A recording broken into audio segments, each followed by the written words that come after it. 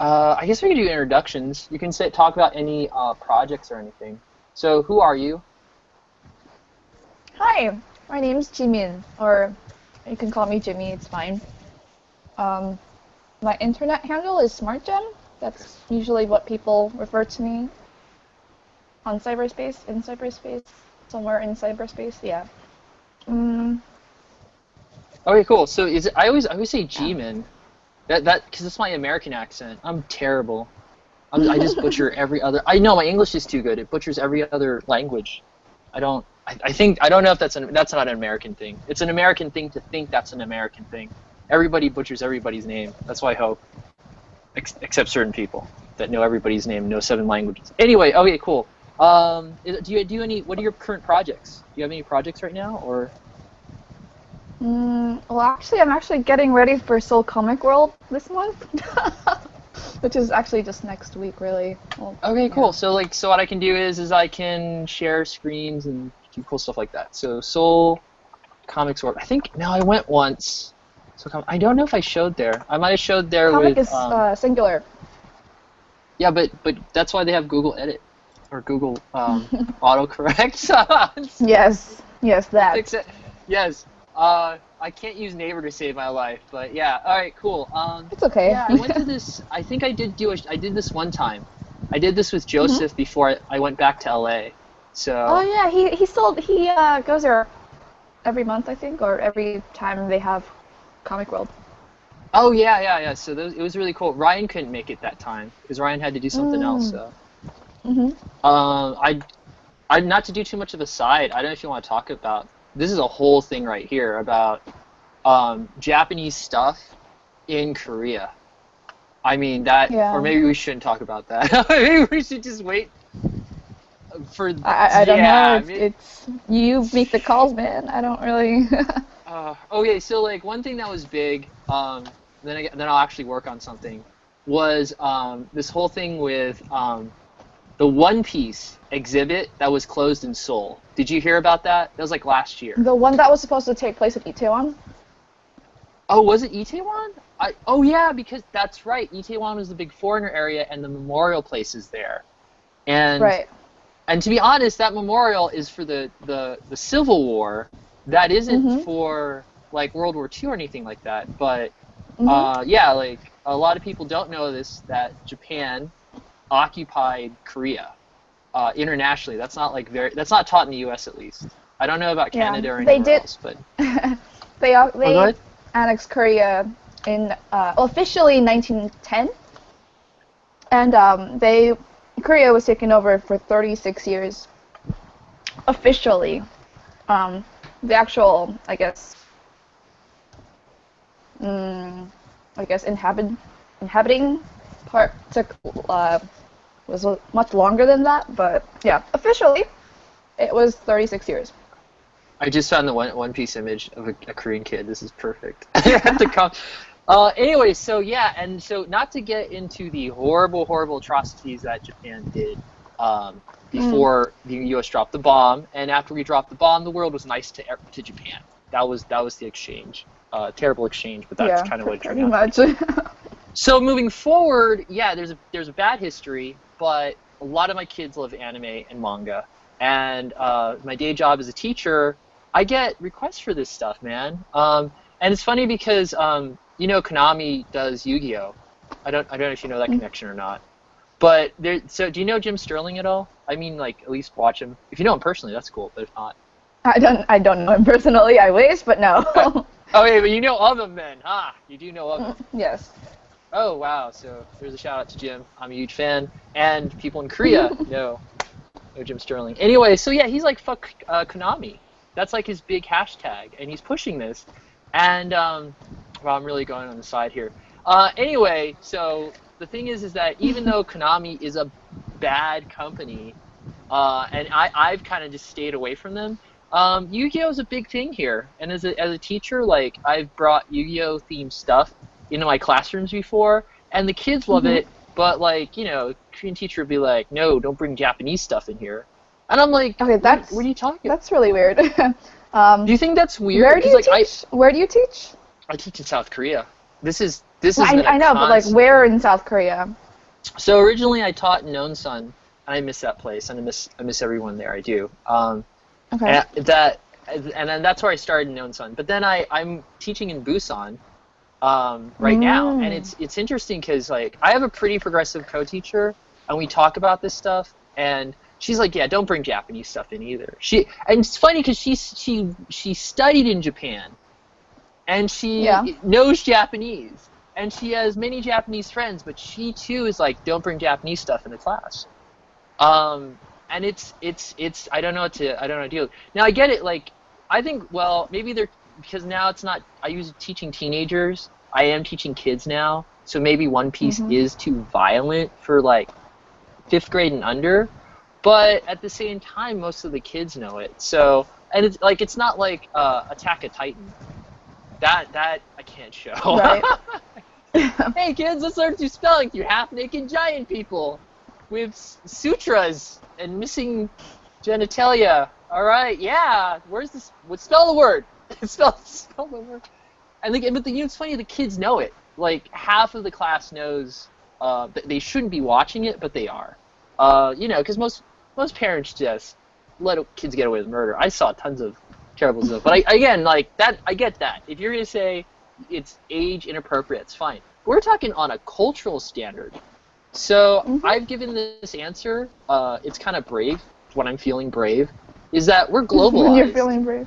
When I'm feeling brave, yeah, because like if you look at the history of anime, and related back to World War II and the dropping of the bomb, Betty Boop is the character archetype for Hello Kitty and Sailor Moon. Like that eye structure was from an American cartoon that just infiltrated the Japanese culture, and there was a lot of borrowing, and there's borrowing back and forth, of course. Like Star Wars is totally influenced by the director who did the Seven Samurai? I don't know if you know the director who did this. Do you know his name? Like, is it not Akira Kurosawa? I can't remember his. Anyway. Hey! You have Google right in front of you. Oh, you know what's funny? I oh, this is cool. Okay. Seven Samurai. Seven Samurai. Just saying. I feel bad because like every film geek should know this freaking movie. Yeah, it's Akira Kurosawa. I messed up his name too. I probably butchered it. Year and a half of Japanese studies, and I can't say his name either. Anyway, so what you're looking at here is Star Wars. All those directors, even the Godfather director, all those guys worshipped Akira Kurosawa, who he took a lot of his stuff from American movies. So it's this interesting thing how Japanese culture affected American culture, which in turn re-affected Japanese culture, and then back to America. And so like the U.S., and this was a terrible argument, and I mean argument not like we got angry at each other, but like academically, that discussion. Globally, American culture has Japanese influence. It has Korean influence too, but it's heavily influenced by a lot of the Japanese entertainment. And I brought that to her, and then this is where we just kind of agreed to disagree. Because you know what I mean? It's like, then we shouldn't have Star Wars in class, but you've been okay with that because you're like, oh, it's an American director. I'm like, or she tells me to use Disney stuff. Well, Star Wars is owned by Disney now. But look at Obi-Wan's. Okay, I gotta stop screwing around so much. Let's see. I want to see. Okay, here we go. There's a uniform. We got a little uniform, and we got that that gi kind of look, right? Now we're gonna look at Obi-Wan Kenobi.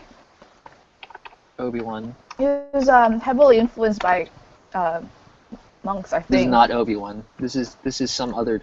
Wow, this is a very attractive black dude. I don't know. Do you know this guy? I don't know this guy. Okay, no, here we go. Yeah, look. Very attractive black dude. Yeah, I know. True. I agree. Yeah, well, he was a very attractive black guy. Anyway, so look at this. Come on, it's samurai garb, okay? So I'm okay because this is Disney. It's owned by an American company, but this is totally like based from samurai stuff. So that's why a lot of, I'm just gonna be jumping around. A lot of people are kind of angry at the new sword. Have you seen that double lightsaber? I did see it. No, not the double lightsaber. The lightsaber with the guard. Like it's like because a European it makes sword. sense and stuff. Yeah, I saw that too. It does make sense to have some type of guard because we know that the energy beams can deflect each other. But by Mhm. doing that, you got away from the samurai stuff, and it's cool. I'm for it. I think there should be different lightsabers, but source material wise, that's why the purists are really kind of arguing, hey, you should have kept more of that samurai aesthetic, and that's all I'm saying. It's just global. I don't think we can. I think it's cool that things are global, and I don't think we can stop that. So that's what I put it as, because I don't really just want to teach American culture. That's the most American thing to do. I think you're talking about hilts, but samurai swords also had hilts. So, I mean, like... But the hilt on a samurai sword was different. There's a difference between like a claymore, a Braveheart sword, and the samurai sword. The hilt, the guard was different. That was the thing. Yeah, that's true. I mean, that cross thing. That look. Yeah. Okay, I'll keep going. I'm sorry. No, I didn't. That was it. Okay. Well. Oh yeah. So anyway, some things. And then this. Oh, this is so cool. It's so nice not to have to talk to my volleyball named Wilson. Talk to Wilson a lot. Anyway, let's see. Where's this right here? Oh, okay, so are you familiar with this course, Level Art Mastermind? Nope. I am showing you the secret group, okay? This is a secret group. Yeah, this is a secret group that you have to pay money to be a part of. And I'm showing it because of fair mention and the fact that I pay money for this, okay? And it's cool. Are you allowed to show it then? I don't know, but I'm gonna say fair mention, and I'm using American fair mention, which is part of the international treaty, the Berne Convention, because I had to research all this stuff. Anyway, so Mary C. Lovecraft, she works for Ubisoft in Ontario. She's actually a Canadian game designer, and she graces us with her presence in this class. And what this class is, as you can see, is they're doing the grid perspective here. And I've never done the grid this way. When I was taught the grid, I was taught something that was literally a grid. Like you had to put A1, B1, B2, and you had to basically play bingo and then recreate a picture. So this would be like A1, B1, C1, A2, C2, B2, C2, and yeah. And then we just had to do that. It was so annoying. Have you had to do that like in class or something, or? I never took art classes before. You just do art? I want to do this. Good job. Save your money. So for for $100, you get to go in this class, and it actually is pretty good. For the same education, it would cost you thousands of dollars. And the thing is, it's $100 every 6 months. It's actually a bargain. I'm not paid to say that. I'm just plugging the cost benefit here. The thing is that, or actually the great thing about this is, after you finish the courses, and this could take you 4 to 6 years. Some people can finish it in 2 years, but it can literally take a long time. You get work through this program. You literally get hired in the game industry or the movie industry because they're really high in their standards. So before you can move up, you have to pass an art test, like various art tests along the way before you move to the next level. It's kind of like a martial art. You have your different belts. It's like the Hunter exam. What's the Hunter exam? From Hunter x Hunter. Okay, moving on. No, it's okay. I can't keep up with anime or manga, so just throw something my way. Pretty much I just watch Adventure Time, and I try to keep up. I just Adventure saw. Time, I feel like you don't really have to see them in order, so. Hey, do you know Ryan's wife is related to the show? Maybe I shouldn't say that. Never mind. Hold on. Scratch that. Hold on. My earpiece. Hold on. Hello? Yes, which is good. I just said something I shouldn't say. Luckily I didn't say a last name. That's really because I don't want. Some things are, if people tell you things in confidence and you don't know if it's okay to say or not. So I'm not going to say it. But anyway, some of our members of our group are actually related to the show. I can say that. Our Korean cartoonists. Did you know that? Yeah. Isn't that great? That's great. No, but I heard some stuff, so. Oh, okay. Have you met many people in the group or?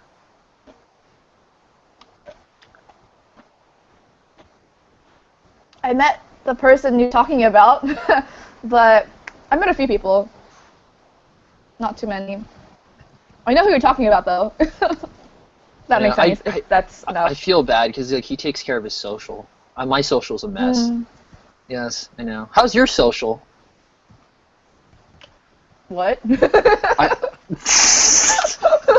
how's your social Non-existent? media presence? Do you constantly worry about your social media presence? Do you worry about I your don't think numbers? I have one. I don't think I have one.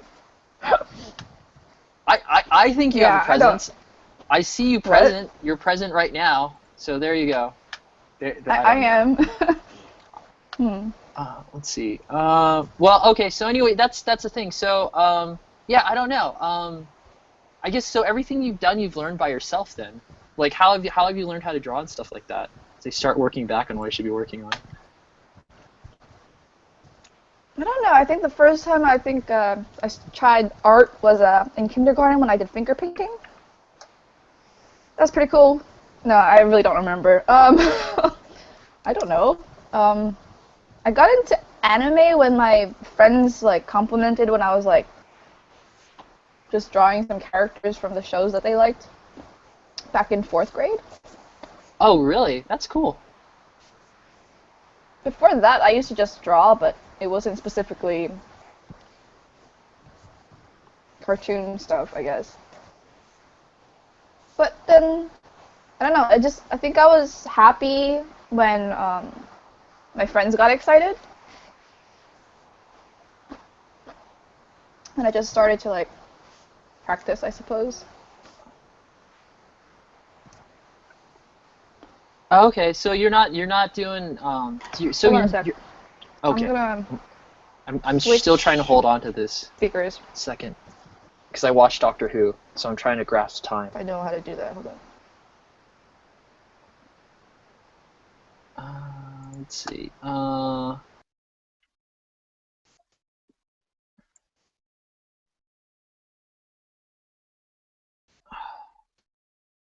I guess I'm still here. I'm still working on this Game Boy Game Jam. I don't think anybody's watching, which could be dangerous because I could say all sorts of stuff I shouldn't. Not like I know a lot though. Okay. And I gotta clean that up enough.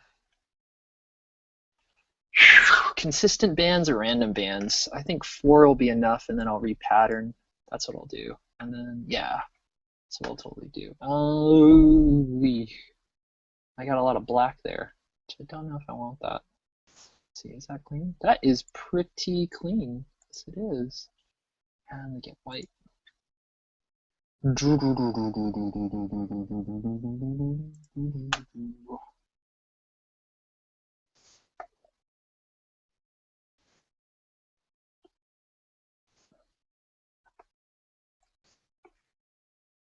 I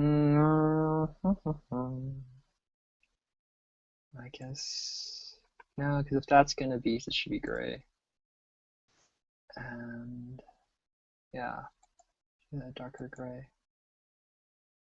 Oh man, this stuff is kind of hard. Not gonna lie. Okay. Oh, wow, you sound louder. Wow, you sound hear wind. Are you going out? Hold on, hold Are on. you outside? No. Trying to figure out how to do this. I'm so bad with computers. Hold on.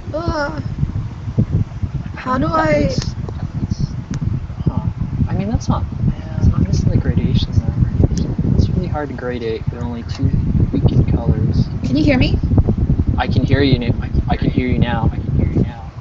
Is there an echo? There was an echo. Like I could hear the wind. Like you're in like a. Oh, that's my fan. Ant-Man suit, and you shrank to a very small size, and now you blew up again. So now the fan isn't as loud. I just turned my fan off. Ah! Ow, ow, ow, ow, ow, that hurts. Okay. Are you drawing right now? That's a good question. I'm eating right now, but I will draw after I eat. Okay, cool. So right now what I am working on is a Game Boy Jam level that I probably won't finish because I have a wife and an adopted family, Right. which sucks. I mean, which is great, which is so supportive. You need that support. That's how I can do my art. It's motivation right now. Okay, let's see. Okay, cool. Then I'll make those black. Have you looked at pixel art at all? Are you familiar with the art style, or?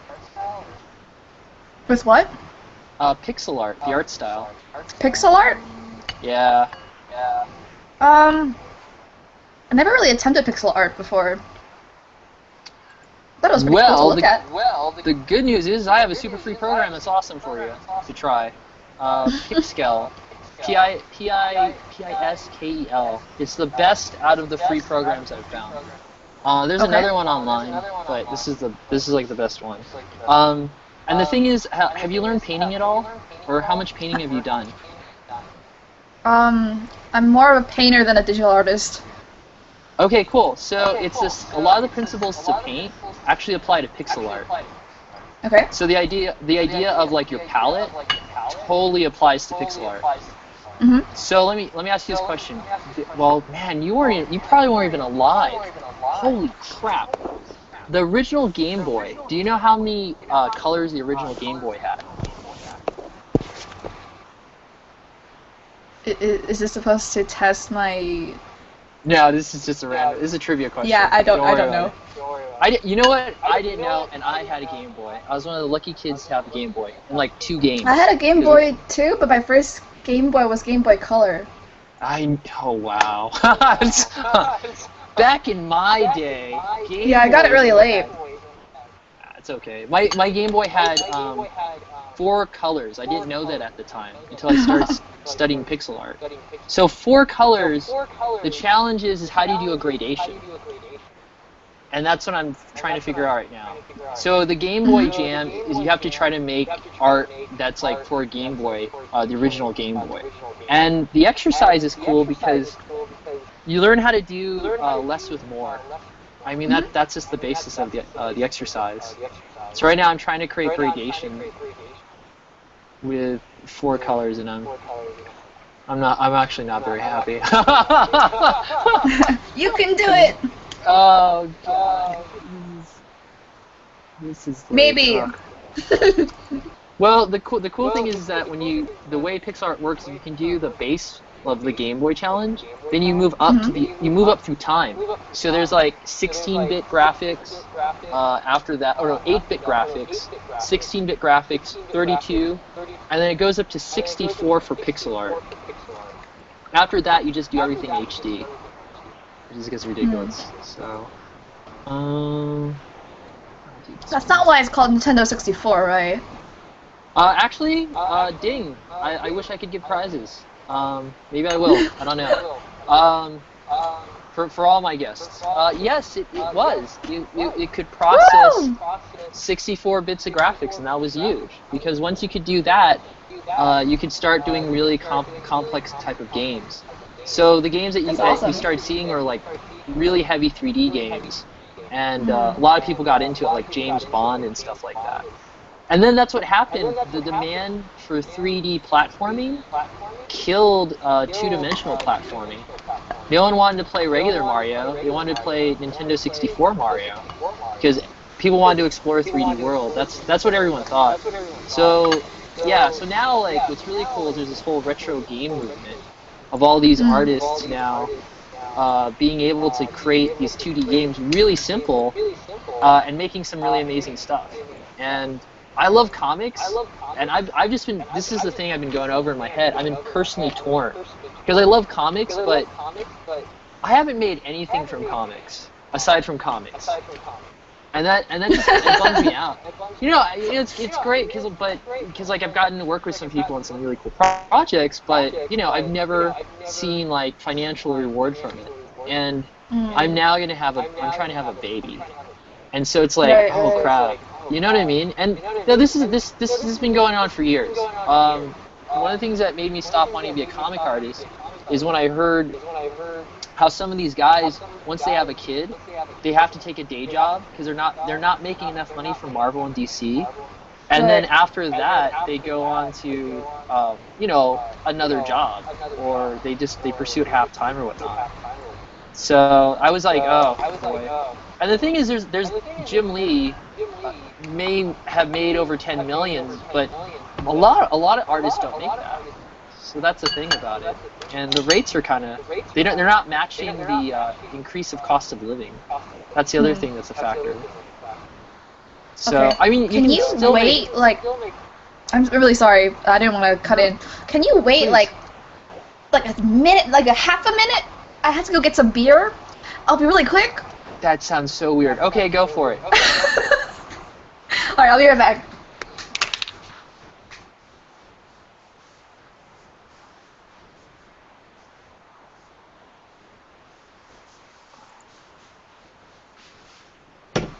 And I could put it there, but Hello?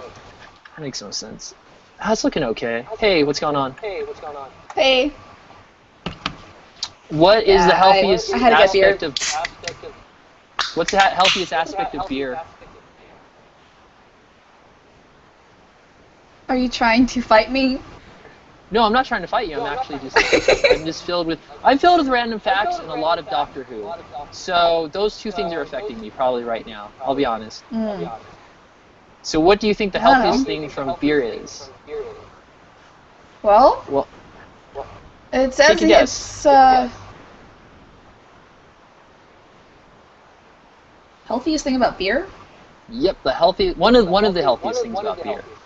And we're not talking about Egyptian beer, because Egyptian beer had the healthiest beer. Oh, that's pretty cool. Yeah, but there's also a reason they could also get diseases from it. Anyway, so the healthiest thing about beer, what do you think it is? just tell me. Okay, there's your bone structure, your cartilage structure. There's a mineral that is from the beer that actually goes into your bones and your cartilage and makes it healthier.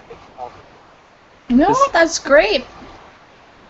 It's not just in the beer either, it's also in bananas.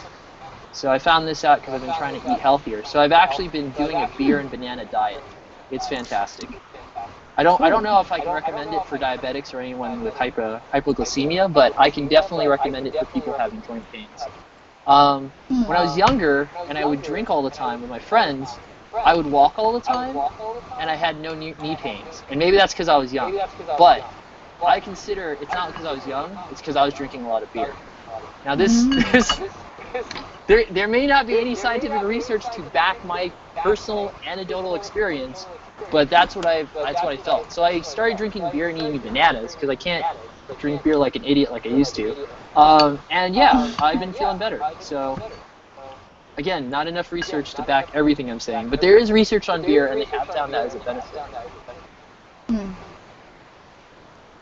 Well, the reason why I had to drink beer today was because I promised myself that I would drink beer. This is a long story, but actually it's not that long. I started my internship not too long ago. Oh yeah, how's that been going? It's my first time working for a Korean company, so the work itself isn't that difficult. It's just how I have to socialize with people. Yeah, I'm a foreigner. It's great. They used to think I spoke the language. Thank God they know I don't now. Well, it's good and it's bad. But yeah, I know. I understand what you're saying. I can't use a foreigner card. I know, because you're not a foreigner. You sound like a foreigner, though. You can pretend to be a foreigner in different things. I lived in America for a while. Yeah, I know, but your English sounds better than the last time we talked, so that's weird. We spoke before? I think we did. Maybe we didn't. Did we? No, we didn't. Okay, then you're a completely different person than what I remember. I'm so Nice sorry. to meet you, though. Oh, very good to meet you. Hi, I'm John. Nice to meet you, I'm Jimmy. Oh, okay. Oh, geez. A little bit about myself. I don't know what time this is recording, but yeah. If you didn't hear me ranting last time, basically I have been doing comic stuff or entertainment-related stuff for 10 years. I'm including the time it took to learn how to draw. One of my friends or actually from Fresno, a small town. A lot of the people I knew, at least a couple of them, actually made it in the industry. Some people got to draw for Superman, so forth and so on. One of the people named Brock, he did the Super Fogies. Really cool guy. I met him, and we had Scott McCloud as a teacher, and he's actually been mentioned like in the Big Bang Theory. As for me, I am still working on my first comic, so you can see how I'm kind of a little sad about that. Am I getting a call? Do you hear that? No, I am. Oh, do you want me to meet you? I can meet you. It's okay. It was a sale. It was a sale, like a sales call. Like sales call, yeah. I thought you were getting sales at work. I was like, wow, you must be a buyer. That's great. No. Well, anyway, so that's a thing. I got lucky. I worked with Adam on a book. We did a charity book, but it was great for charity. It wasn't good for the sales. Well, I saw you do like a lot of things. That was pretty cool. Yeah, and like I almost I almost became a writer for Disney, and I just turned it down. That's awesome. Oh, wow. Yeah, but I don't like corporate stuff at all. That's the only problem. So I see. me and my partner said no. Well, because the guy who did Lilo and Stitch was on this bandwagon of how like Disney's evil, don't work for them. He was literally on this rant for it, and he had good reason. They stopped him from doing art. And, well, like legitimate art. So what he ended up, and this is as far as I can tell, enough people have backed this. He started doing pornography, like erotic art. And the reason he did that was, let me ask you, can you guess why he did that? Money? Well, money, and according to Disney, that didn't compete with their family entertainment. So artists who want to still work have to go do porn if they break contract with Disney. Ironically, I look back on it, and if he stayed, they probably would have fired him anyway, because they had a massive set of cutbacks for people that weren't doing well anyway. So he could have just stayed, but no, he ended up just going on this rant. He would go to colleges, and he went to one of my partner's school at the time in San Francisco and basically lectured and said, "Don't work for Disney." And it was like, oh well, I guess we shouldn't work for Disney, because like they could stop you creatively. But it was a $40,000 sign-on bonus. Think about that. So, I don't regret it. I'm just like, my mom too is like, yeah, you should just work for Disney. I'm like, yeah, maybe. We tried to develop it for Food Network. We got to talk to some of their investors and executives about it, but Food Network they just wanted to do reality shows. They were interested in a kid's property, but they weren't interested in the costs. So that's what the investors eventually said. That's why I'm just like, I'm just kind of chilling. I've been really excited what's been going on with the game stuff, because so many people are actually making like little indie game companies. But at the same time, I've got no, what do you call it? I've got no starry eyes about the situation. Like, I'm not going, oh, now it's all about game design. This is my way to the millions. I'm not like doing that. But I've known several people that have made close to $5,000 in the last 3 years from selling really awful games. I mean, they're not like, no, it's like they sell them for $1 or less, but they sell them in the thousands over time. It's like they get mini royalties for their sales on the iOS and the Android store. And so I've been just noticing this, and I'm like, but me, I've been, moving and, dicking around with comics. I haven't just focused on game design, and that's all these people do. So I can't give up the comics. I so want to give up the comics. I just can't. It's been with me too long. But I look at my kids. Oh, thank you. Thank you for keeping it real. What would here? Let's test it. What do you think Korea? Well, I don't want to say Korean corporate culture, because I don't want to do that foreigner thing. Hey, you're from Korea. Let's make everything about Korea when I ask you a question, because that's the best way to really interact with someone. To be honest, what do you think? What's that? I probably can't tell you that much, because I've been here for 5 years now. Yeah. And most of the 5 years I spent on school, so I mean, I really don't know much. But how does that interact with Korean culture? Because that'd be like me. Oh, well, this happens all the time, actually. That'd be like me going to the U.S. and I'm from another country, and I just get a job, and now I literally have to learn all the cultural norms. Is that what's going on for you? Yes. Oh, that's awesome. I mean, it's awesome because it's so No, unique. thank you. No, you don't. Man, do a comic on that. Jesus Christ, it's a great story. I was actually considering it because I have a lot to rant about. I mean, talk about. Yes. Yeah, just maybe use a pen name or something, because you might have signed something that says you can't talk Well, I don't smack have about to anything. say the specific company, so I guess it doesn't really matter. Are they really No, gonna read that's it true, anyway? but I always say protect your identity. You never know This now is with true, the this is internet. That's true. And if you do it enough, there'll probably be a lot of people interested in that story. I think I'm gonna use the pen name Zon Patella. Oh, yeah. Kind of Totally make go my for that. character into a guy, maybe. Just in case they might find out. Make him a dude, because as everything I've heard is Korea is sexist apparently. It's got the first woman president of a sexist country. Well, who am I talking about? I mean, It's not we've the got first, a lot of actually. racism. What's that? It's not the Oh, first. she's not? No. Who's the first woman president? I think someone from Norway? I think Oh. Norway's president was a woman. How? Do you know what? I don't want to hear you like break my Korean propaganda, my South Korean propaganda. Okay. But she's probably the first woman, Asian woman president. Oh Yeah. no! It has been translated to me as the first female president, not prime minister. Female president. I want to just reiterate that. That has been translated to me many times. I have not been corrected. I called her a prime minister Oh, was once, and I was corrected. But she is I have to apparently Google the this now. first. Maybe it was Iceland. You know what? Iceland's not a real No. country. It's a land made of ice. No, it's not. Maybe it is. Maybe it is prime minister. Their economy was going to melt anytime. This is all hyperbole and BS, Female obviously. president. I'm just not Googling. I'm actually working on art. But I'm glad you're Googling. I'm Googling because I don't want to do my dishes yet. Oh, I'm on the wrong layer. No! What layer am I on? Oh, yeah. So, Iceland. It was Iceland. Iceland, Was she Iceland's called a president? president was the first female president of Europe, Ah, I see. with a So maybe it was, presidency like- of exactly 16 years.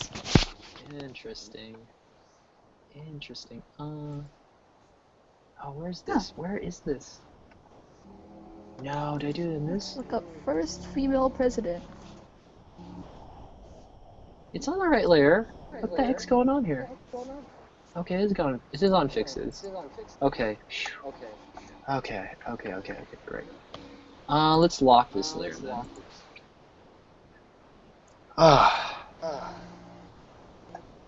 So, okay, I guess what is standard is that Korea still has bragging rights. They beat the U.S. at a female president. I mean, Yeah, it is Iceland. oh my gosh, I feel so shy. This is great. I'll have to say a retraction to the people in my class. Since 1996, she has been involved in a wide range of international humanitarian and cultural organizations. She was a divorcee and a mother of an adopted daughter. Yes. Wow. This font That- is so that- tiny I can barely read it. Are you using your phone or your computer? Computer, but I'm too lazy to zoom in. Adjust the screen. Oh no, I guess I'll keep that like that. Is that random enough? I don't know. I gotta clean up this side.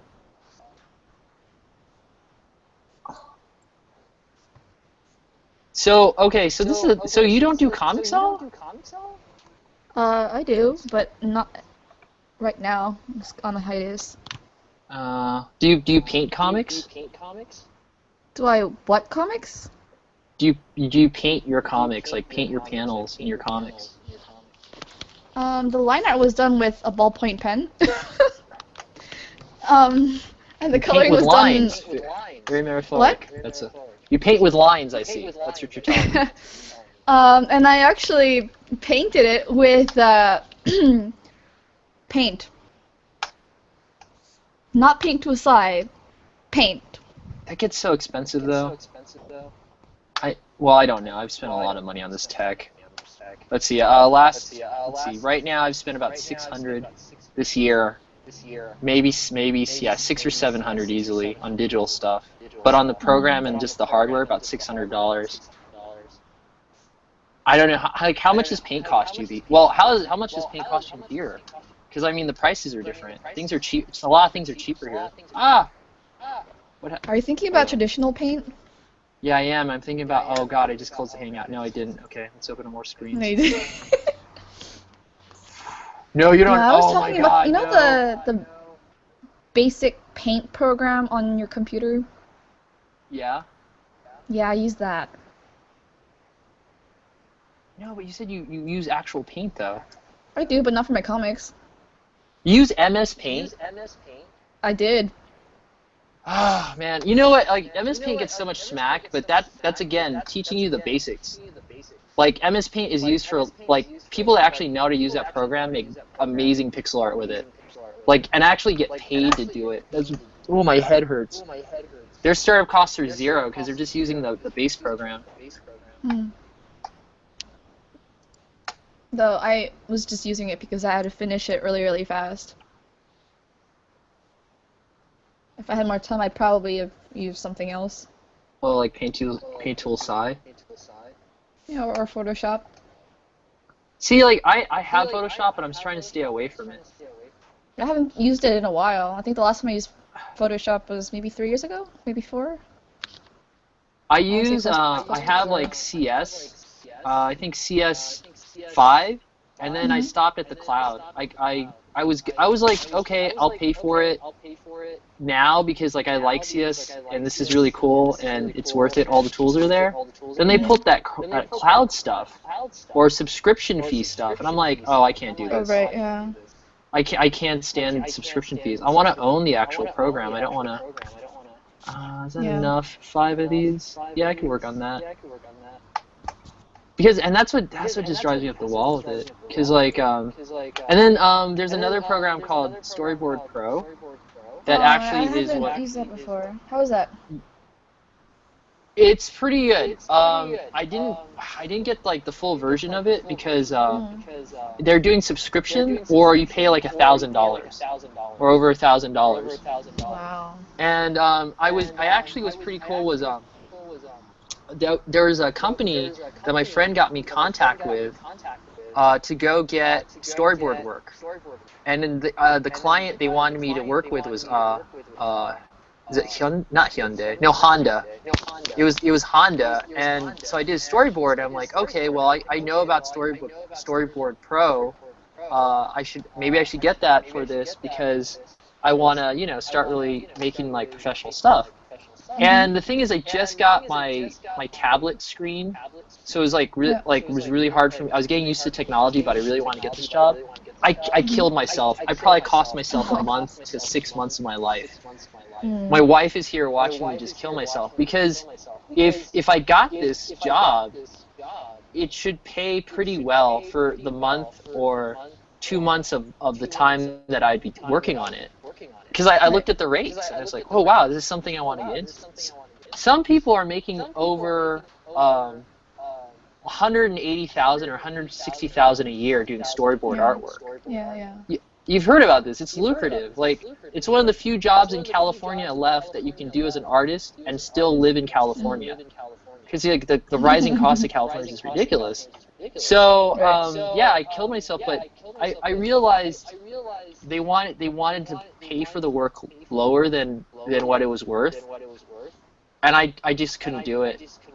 Like 10 years ago, I would have jumped on it. If I was a kid, I don't blame a kid who maybe living at home, just got out of college, or is going to college. I would say no, do it, totally do it. But I'm like a 30-something-year-old man, and I just don't. And if you're gonna pay me what I'm worth, or I can't do the work. So that's ended that. But I did realize that if I really wanted to go for it, I need to work for an agency, because the agency would protect my pay. They would do all the business negotiations for me. Without Right. without the power of agency, that's a bad pun. I couldn't get a better deal. You know, they just kind of kept putting on me because I was an independent, and I was like going, God, this is hard as an artist as an independent. And I was like, I was happy to have the experience, but I was unhappy that I did all the because like one of the things too that the work I do sometimes Mhm. gets stuck in an NDA, a non-disclosure agreement. Mm. So I can't have a portfolio Because you if can't. if I can't show my artwork. And I was thinking I was the only one that had this as a problem as an artist. Like, no, tons of people have this. Even though, man, the thing is like even if you work for like Ubisoft, it's kind of funny because unless you get permission for them for you to post your own artwork because they own the copyright on it, Yeah. you can't even really officially post your own artwork or fan work that could be associated with you leaking information about a project. So I was like going, wow.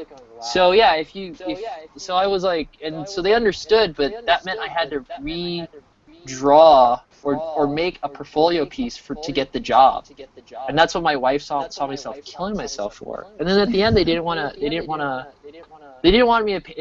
pay it worth my time because I've got my time it's money, it's that we're all gonna die, and if you're gonna kill me, a very you gotta optimistic pay me point for of view. killing me. What's that? What type of point of view? So optimistic. Oh yeah. I So blame the positive. doctor.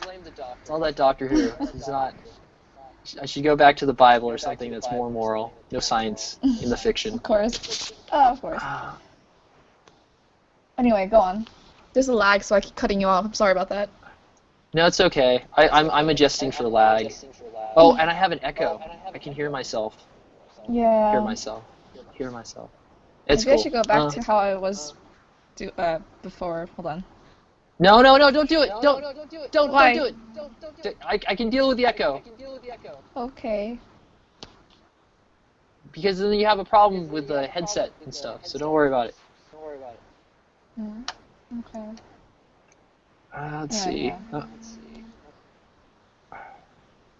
So you were saying? Oh, I don't know. I have no clue. I lose track all the time.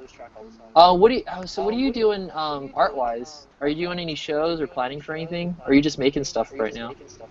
Right now? Yeah. Oh, I'm going to be sharing a booth with. Do you know Jamie Fossa? Sounds familiar. He's also in the group that I found you in. No, I know, but I don't know if I've actually hung with him. I don't think I have. We have a distance factor here. Seoul seems so much cooler. My wife was right. Busan's cool, but no one's here anymore. So everyone's moved out. Yeah, it's okay. I understand it. Well, anyway, Like, from cool. our You're point sharing of view, it sounds like you guys are always having a meeting and everything. So it sounds You like know you what guys that are is? having more That's good fun. social media marketing, okay? I'm gonna say that right Okay. now. It's good social presence. No, I get to hang out with just pretty much Ryans out here. There's who else? There's a guy who just moved. I can't remember his name, but I was so excited to come out here so I could just hang out with him. And he says, "Oh, guess what? I got a job in Seoul." The moment I moved here, like I swear to God, the moment I got the job here, and then like I moved here, I lost track of him because of vacation. And then on his Facebook, he's like, "Oh no, I moved to Seoul." Well, if he wants to join me and Jamie, we're planning on meeting more often now. Oh, that's cool. Yeah. I met a few other people that seem to be free for meetups and stuff, so it's not bad. What do you guys do in your Sorry. meetups? Do you just like hang out and draw, or oh no, not green? We haven't really hung out and drawn yet, but we've had dinner. And yeah. With Jamie though, like, because we were planning on the booth, so it was mostly planning and talking and ranting about work. Yeah. Oh, do you guys work together, or no? You guys We don't work together. You're just ranting about work. Yes. I try not to do that. Why? Well, it's like I don't He's want also to a bring teacher, by the artists way. down. What's that? He's also an English teacher. Well, that's the other factor. It's like when English teachers start talking about work, we really get into it. I noticed. Yeah, it's this thing. I don't know what it is. I don't know if it's. I don't. Some people say it's passion. I have no clue what it is. It's just weird, man. It is so weird. I never thought I'd be a teacher. I can't believe I'm a teacher. Many people in Korea who teach English probably also feel that way. I think so. Maybe that's the case. What's the thing? There was like other artists, or the reason I became a teacher is because J. Michael Straczynski was a teacher. Like all these people that worked in comics at the time were teachers, and that was the advice. Like you need a day job that gives you Right. time and yeah, all this stuff. So.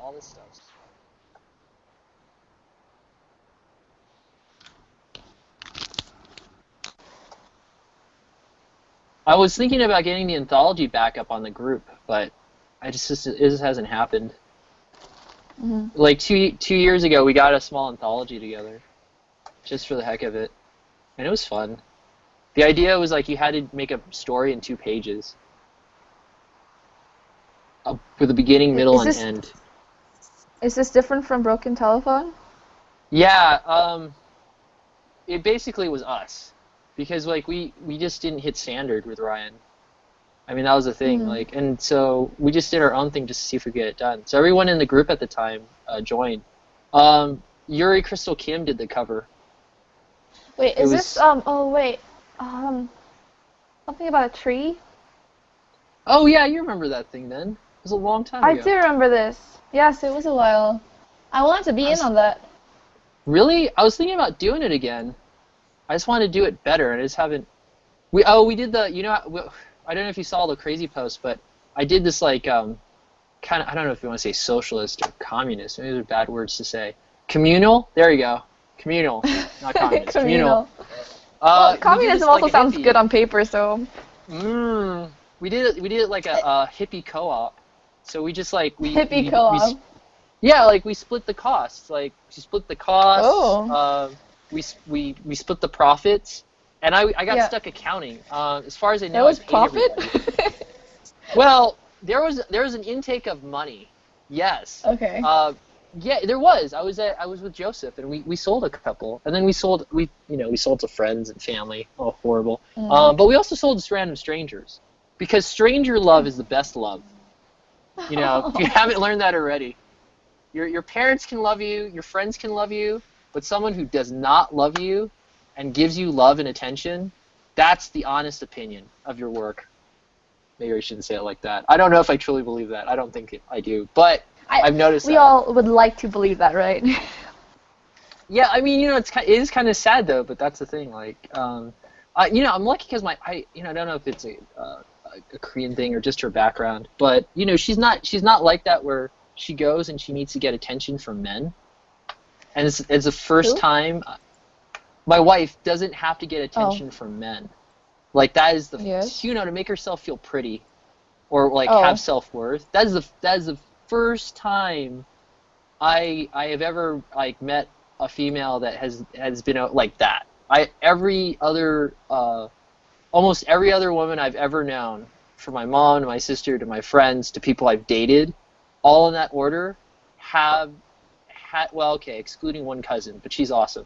But everyone had to like get like to feel pretty and self-worth just to get attention from men. And actually, I'll take it back. Not even men, just from people. Does that make sense? I know we all want attention. Where did you grow up? I grew up in America. Like where in America? I grew up in America too. Oh, that's right. I grew up in California. I grew up in Fresno, and then I moved around a lot. I was in Florida for a bit when I was a kid.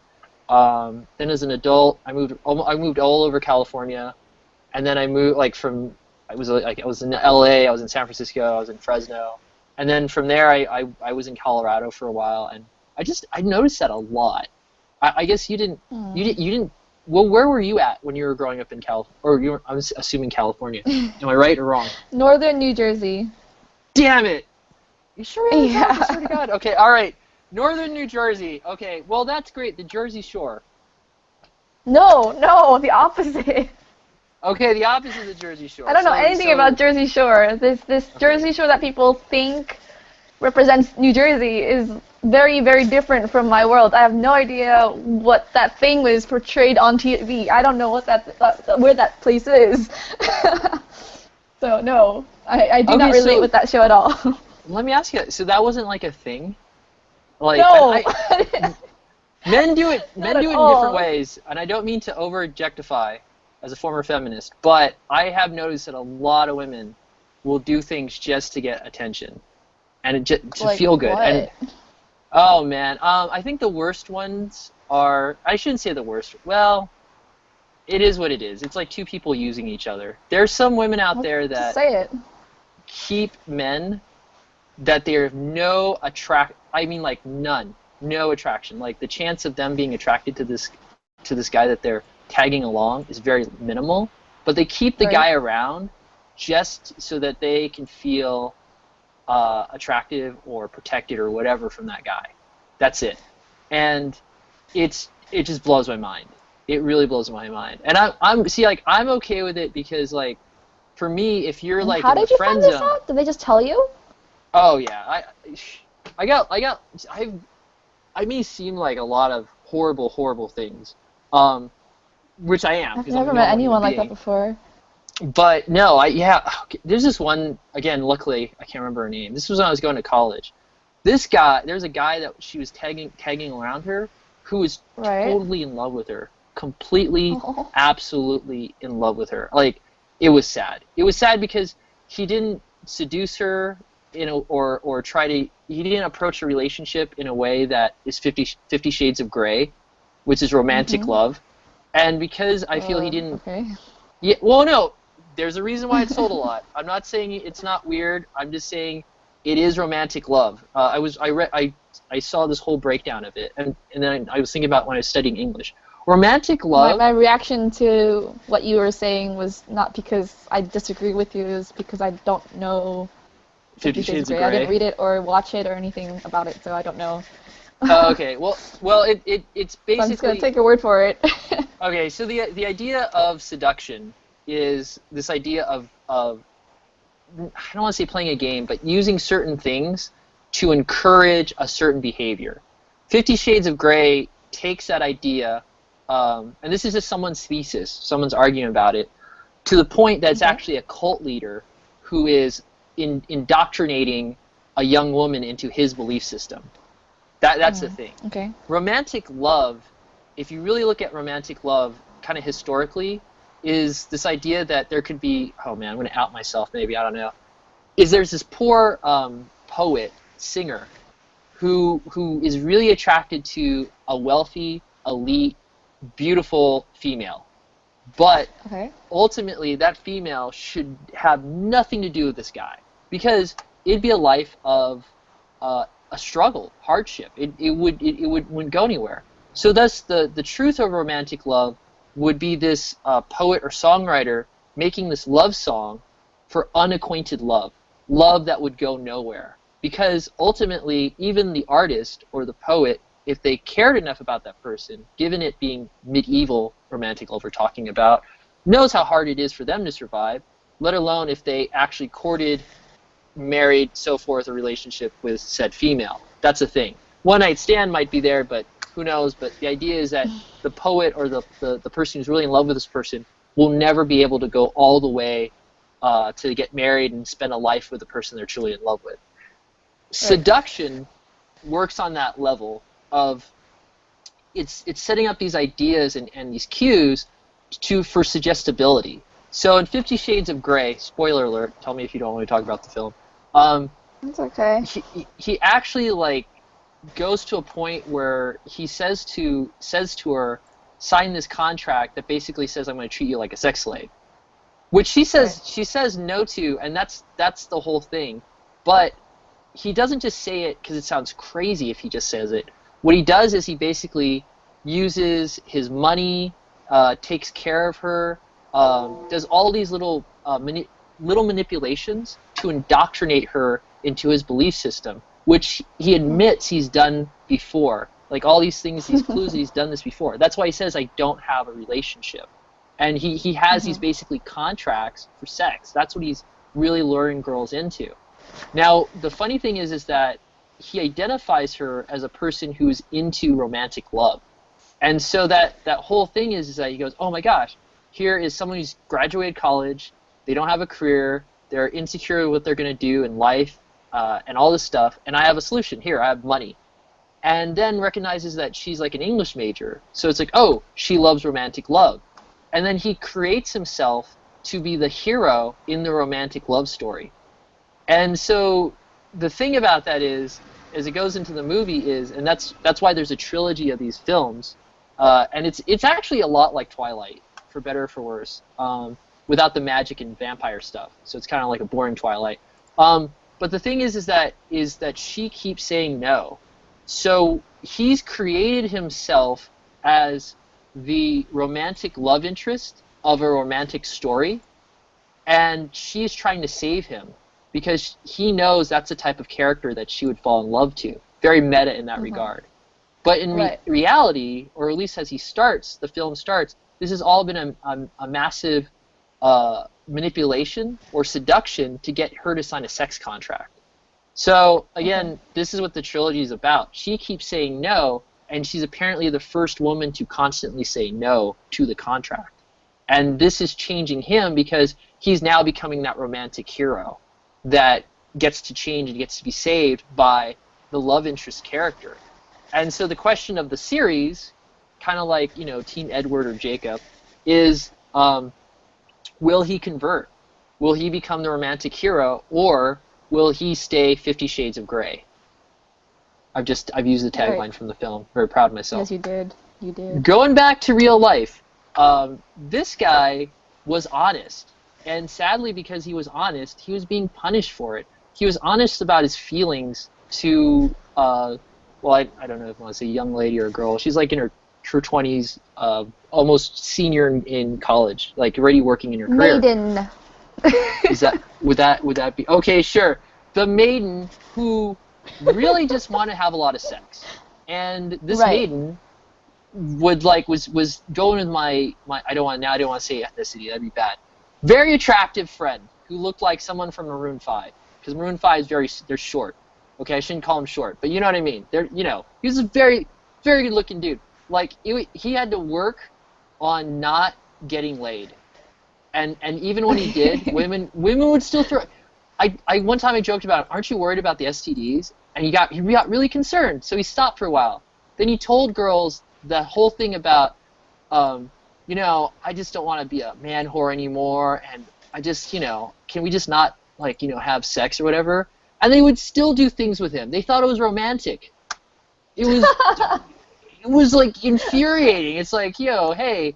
All these things you hear about, feminism, equality, all this stuff, and he just was just throwing it out the window, and it was really kind of sad. I mean, because people were just really really attracted to him. Girls threw themselves at him. I mean, some of them really intelligent. Like there was one who was like in a sorority, and she was going to move on to like a big program, a business program, and we talked, and she's like, I said that's why I said people don't stay. Because he just goes around and stuff like that, and I started seeing a pattern. So she realized it, but at the same time she had to have him.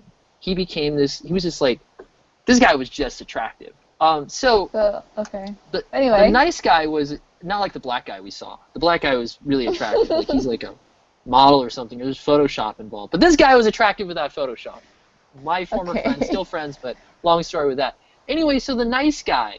Oh my God, the nice guy who wasn't bad looking, I don't think he was bad looking, was just so relationship-y and so honest about it. And it's kind of funny because you talk about role reversal.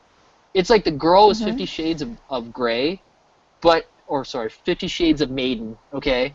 And he was like the innocent character that was supportive and all this other stuff, kind of trying to change her. So he's like hanging out with us, and then my friend ends up, screwing the girl that he's in love with. And you're like going, this is all sorts of messed up. And I started just seeing a pattern. I really just started seeing a pattern. And I was like, ugh. So, I mean, I don't let it... I mean, human beings are human beings. I get it. There are differences. so I used to be like, Mr. Equality, but I've seen so many differences. That it's, I still believe in equal opportunity, but I've seen so many differences in way sexuality is expressed, gender, and all this other stuff that it just blows my mind. And so there's a book, there's an author called Robert Greene. Have you ever heard of this author, Robert Greene? Nope. A lot of people hate him. They hate him worse than Jim Sterling. Because like they teach him in business schools, and what it is, he's like the new Doctor Who. He's very analytical, but he uses anthropology, science, and what's the other field he uses? History, and he puts it all together, and he explains things in a very interesting way. So his first book was mandatory reading in my master's class related to business, which was 48 Laws of Power, and he's a jerk. But there's another book that's called The Art of Seduction, and I've heard of that. I've never read it before, it's very interesting because he breaks down why women, being physically different and or weaker than men, had to create a different society and world in order to survive.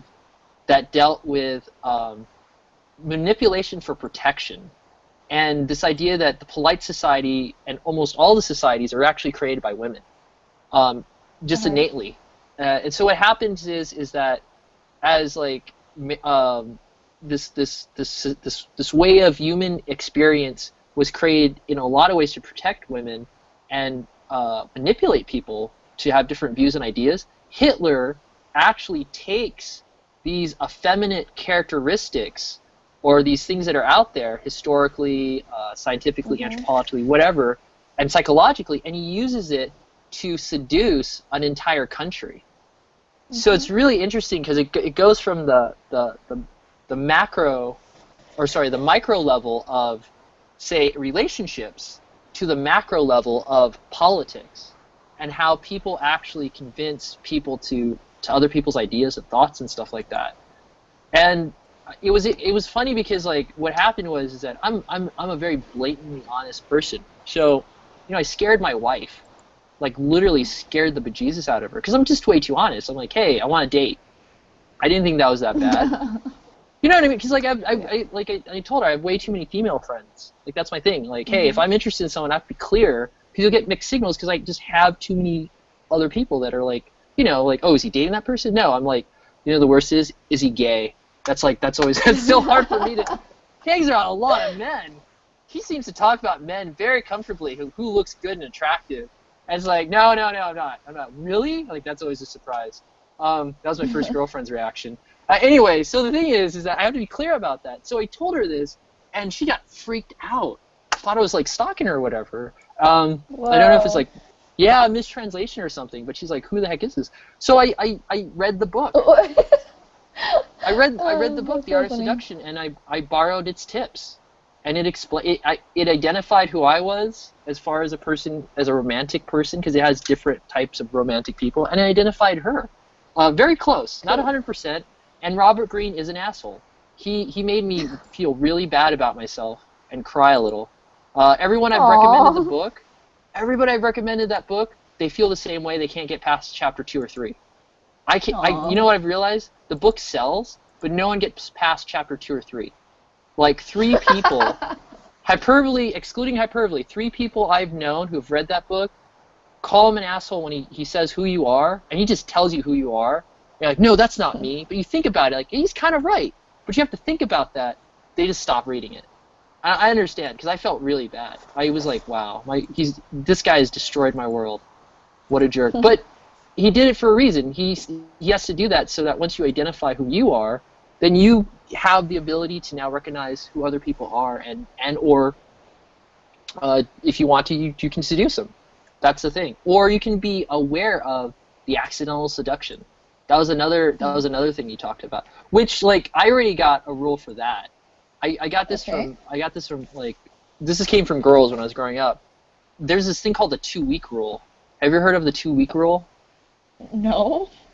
Okay, this is great. Remember, these are people that I've been around. You might be a mentally sane person. Everyone else was just crazy around me when I was growing up. The 2-week rule they didn't know about this, deals with infatuation. And what it was is that at first I just thought, there's a point where I thought all women were not attracted to men at all. I just had felt that. It was because Okay, of the go on. I was super pro-feminist back in high school. I knew more stuff about women's rights when I went to the women's rights class in college. It was embarrassing. Like the Aw. professor was like looking at me. It's like if I wanted to be a black guy and I went to an African American study and I was like more black than the black people. It was one of those situations. It was really bad. Ooh. So like and the thing is that not all there's multiple versions of feminism. Not all feminism like is like against men No, I and know. yeah, but Well, you, is that really you get it enough. feminism? You think like no woman likes a man like that. It kind of just it's still kind of a lot of it just seems to come that way. So, and I realized, and I talked enough, and I found out what was going on. Girls just hid their attractions a lot better than guys, like a lot better than boys. And I found someone, and then later on, there's like other stuff I read that confirmed this. We didn't call it infatuation back in high school, but I realized that they called it the 2-week rule. And what it was is before they started talking to a guy at all, or tried to flirt with them, they thought about the attraction for 2 weeks. And what it was is that after the second week, if they still felt the same, then there was probably something there, but if not, it was a waste of time. I was like going, that's amazing. That's what I need to learn. And I started doing it, and I was like, whoa, this is just like blowing my mind. And like the problem is that sometimes I get antisocial and I assume things of people. I mean, we all do. I just try to be more aware of it. But yeah, it was like that thing. Like and this was very beneficial because I don't know how other people deal with this, but in the U.S. we're super integrated with the opposite sex at work. Does that make sense? Yeah. Like Yes. I can't even. My dad used to give compliments. He would like give compliments in elevators, and women would get mad at him. I remember this. He said a lot of stories. I don't know how many of them were true. But he said this one time he was in an elevator. He gave a compliment to this woman who was dressed really well and said, "Oh, you dressed very well." Or he said something, right? And then she got pissed off, like, "How dare you, blah blah Like, blah." I'm not You know what I dressing mean? for Like, you? Yeah. yeah, this whole thing. So then my dad says, well, I could just say you're ugly, or I could say nothing, and you wouldn't have a compliment or get any feedback on how you dress. And then she changed her tune. Like, she switched, you know what I mean? Because, like, it's nice to get that feedback. If I dressed up, and, like, this is where I kind of get into things, like, and this is actually how I met my wife, but I won't go into the full story. There's this one person who's dressed really, like, hot. And the thing is that she's, like, wearing almost nothing going out on New Year's Eve. And the funny thing is that I look at her, and I'm going to get her a drink. And people are like going, oh, why are you getting her a drink, blah, blah. It's like, there's no way in hell I'm going to even try. She's doing that because she wants, the free drinks and the attention. And I want to give her credit because what she did took a lot of work. Like, I don't know how many hours she spent at the gym for that because that stomach's not natural. You know what I mean? Like, the dress, the hair, the makeup. Like, I understand all the work that went into that. Maybe not everyone is, like, understanding that, but, like, wow, I really respect how much time she put into that. So, like, I assess things like that. And I don't know. It's like, it's weird. But it's like, I would want to, okay, so then if I did all that work, I would want some positive feedback. You know what I mean? Like, that's the thing, because that's a lot of effing work. I mean, that's a thing. I don't know. That's my whole thing. I don't know if you I don't know if you want to talk about other weird stuff I've learned about transgenders and comics. I don't know. I just okay. Fine. Well, so no, I found and this is again not to use, especially since we're recording. Oh yeah, there goes my social. Anyway, the thing is, I had to talk to a girl about a friend's daughter, which I'm really flattered that the parents like trust me enough because I'm not related to this person at all, about sexuality and maybe being a boy, like in her head. And it was interesting because like they were giving her problems in PE because they kept telling her go change in the girls' locker room. And the thing is that she's kind of attracted to girls. So you're putting literally someone who thinks like a boy, and there's data on this actually. They found that the brain can be built to take certain hormones. Like it could be built towards estrogen or it could be built towards testosterone.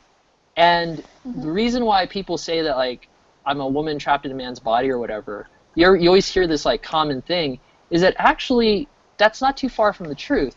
The brain was actually built to handle the opposite hormone they've been given. For whatever reason. Whatever, if there is a God, which I believe was a God, but why there's this situation, it's just there. So some people are literally born with the hardware of the opposite sex, and they can't do anything about it. So, okay, why is this important? Well, even though the hormones aren't there, the thinking is still there. The hormones are just interfering with that thinking. So this is literally a teenage girl who is mentally a boy, thinks like a boy, being thrown into the girls' locker room, forcefully being thrown in there by law and societal pressure. That would be hell for me, because I've had a whole different situation growing up, but I can totally understand that. I feel uncomfortable. I used to feel uncomfortable being in the guys' locker, naked and next to all these dudes, especially since a lot of people thought I was gay. So it's like extra pressure to not, like, even look down to zip up my own zipper or something. You know what I mean? Because it's like, oh, people think you're gay, so I don't, I can't look at you. So I got to understand, like, she's having this issue, and I got to talk to her about this, and it was, I wish someone, like, would have, like, given me, like, a talk like that, and just had told me how much, like, all the stuff you're going through, don't worry about it, it's no big deal. But that was the thing, and it's just like, it was cool because, luckily I didn't listen. My dad's been right about a lot of things, but my dad's been wrong about a lot of other things. And I'm glad that, like, I didn't really listen to my dad on this stuff. And one of my friends just became transgender, like, last year. So it was really cool because I got to hang out at her place, and that's how cool my wife is. Hey, honey, I'm going to hang out with my friend. Oh, yeah, the one who's, like, a woman now. Is that cool? They're like, yeah, sure, whatever. I was like, you know what I mean? It's like, this sounds like a weird conversation to have. And then we got to talking about this whole thing, and then we had this whole conversation about, like, the whole experience, the hormones, all these things, the community of transgender men, transgender women. And I got to talk to my friend's daughter about this. And it was exactly what she was going through. And I was like going, this is awesome. This is so cool. So anyway, that's my digression. So point is, if I dress up, I'd want to get positive attention. If I dress up as a guy, I don't know. It's easy for me. Positive attention isn't too bad when you dress up as a guy. And I got the benefit. I mean, I gotta stop here, but you get older, like, it's cool to be a man. I don't know if that makes any sense. Do you agree or disagree with that? Following you. Like, that's just how I feel about it. But here's the thing, though, that gets me, though. And this is one of the reasons I've thought about becoming a transgender. I want to live longer. I've done the research. The freaking hormones are killing me. And if I wait too long to make the change, the hormones, the effeminate hormones, what are they called? The estrogen, can also kill me. So I'm missing out on a good maybe 20 years statistically. I really want those 20 years. I really want those 20 years. There's a reason when you get older as a guy that people are nicer to you, because they're like, you got less time than women. Like, that's... It's like, F the biological clock, okay? I'm going to die younger, statistically, okay? That is a terrible feeling to have. And it's looming over me all the time. So, yeah, that's one of the reasons I would convert older when I get older. That's in the back of my mind. My wife is super supportive. I don't think she could do that, though. There's only so much that I could put her through. Oh, well. Anywho, okay, let's see. So I'm still working on this Pixar, which is driving me crazy. Oh, gosh darn it, why'd I do this? I'm learning things, though, but it's so fucking annoying. Alright, so what are you painting, now that you're painting? I'm not really. My computer is not working very well, so... Were you painting digitally? What? Yes, I was. I thought you were going to paint traditionally. I thought you were going to paint traditionally, like on a... I used to. I used to paint sets, like backdrops. For Oh, that's so plays. cool. Oh, that's really cool. Well, what, back in New Jersey? Mhm. That's really cool.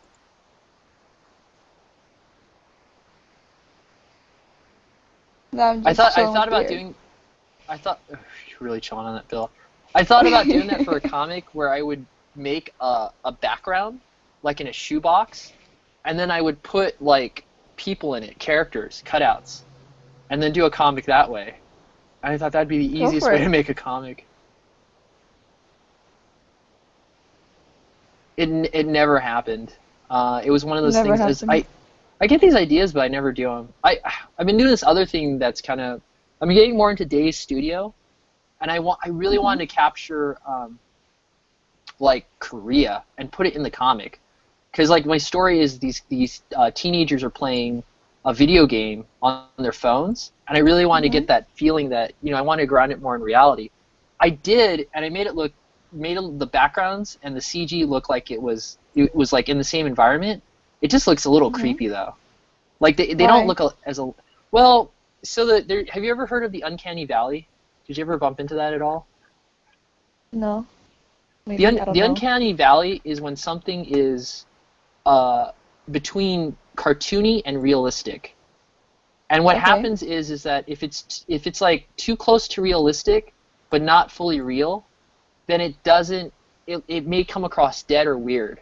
Like your brain psychologically tells you there's something wrong. Okay. Supposedly, Yeah. again, I haven't researched this enough. Supposedly, the idea is that the people that are um, like animals in the wild, there's a lot of animals that can trick another animal and then eat it. So this is something related to evolution. Is this idea that somewhere in their ancestry or whatever, our visual senses had to like become acute. So if something looked like food, but it wasn't. It was like the tail of a lion, but we didn't register it. All the people Mhm. that thought it was food got eaten by the lion. All the people that realized it was a lion's tail, even though it was in disguise, lions hide before they eat somebody. They're like, oh, Mhm. okay, we got to get out of here. And so the same thing kind of happens with the Uncanny Valley. When something looks like it's almost real but not, then we psychologically associate it with danger or something is Mhm. off. Are you familiar with that game Five Nights at Freddy's? I am. That uses the Uncanny Valley.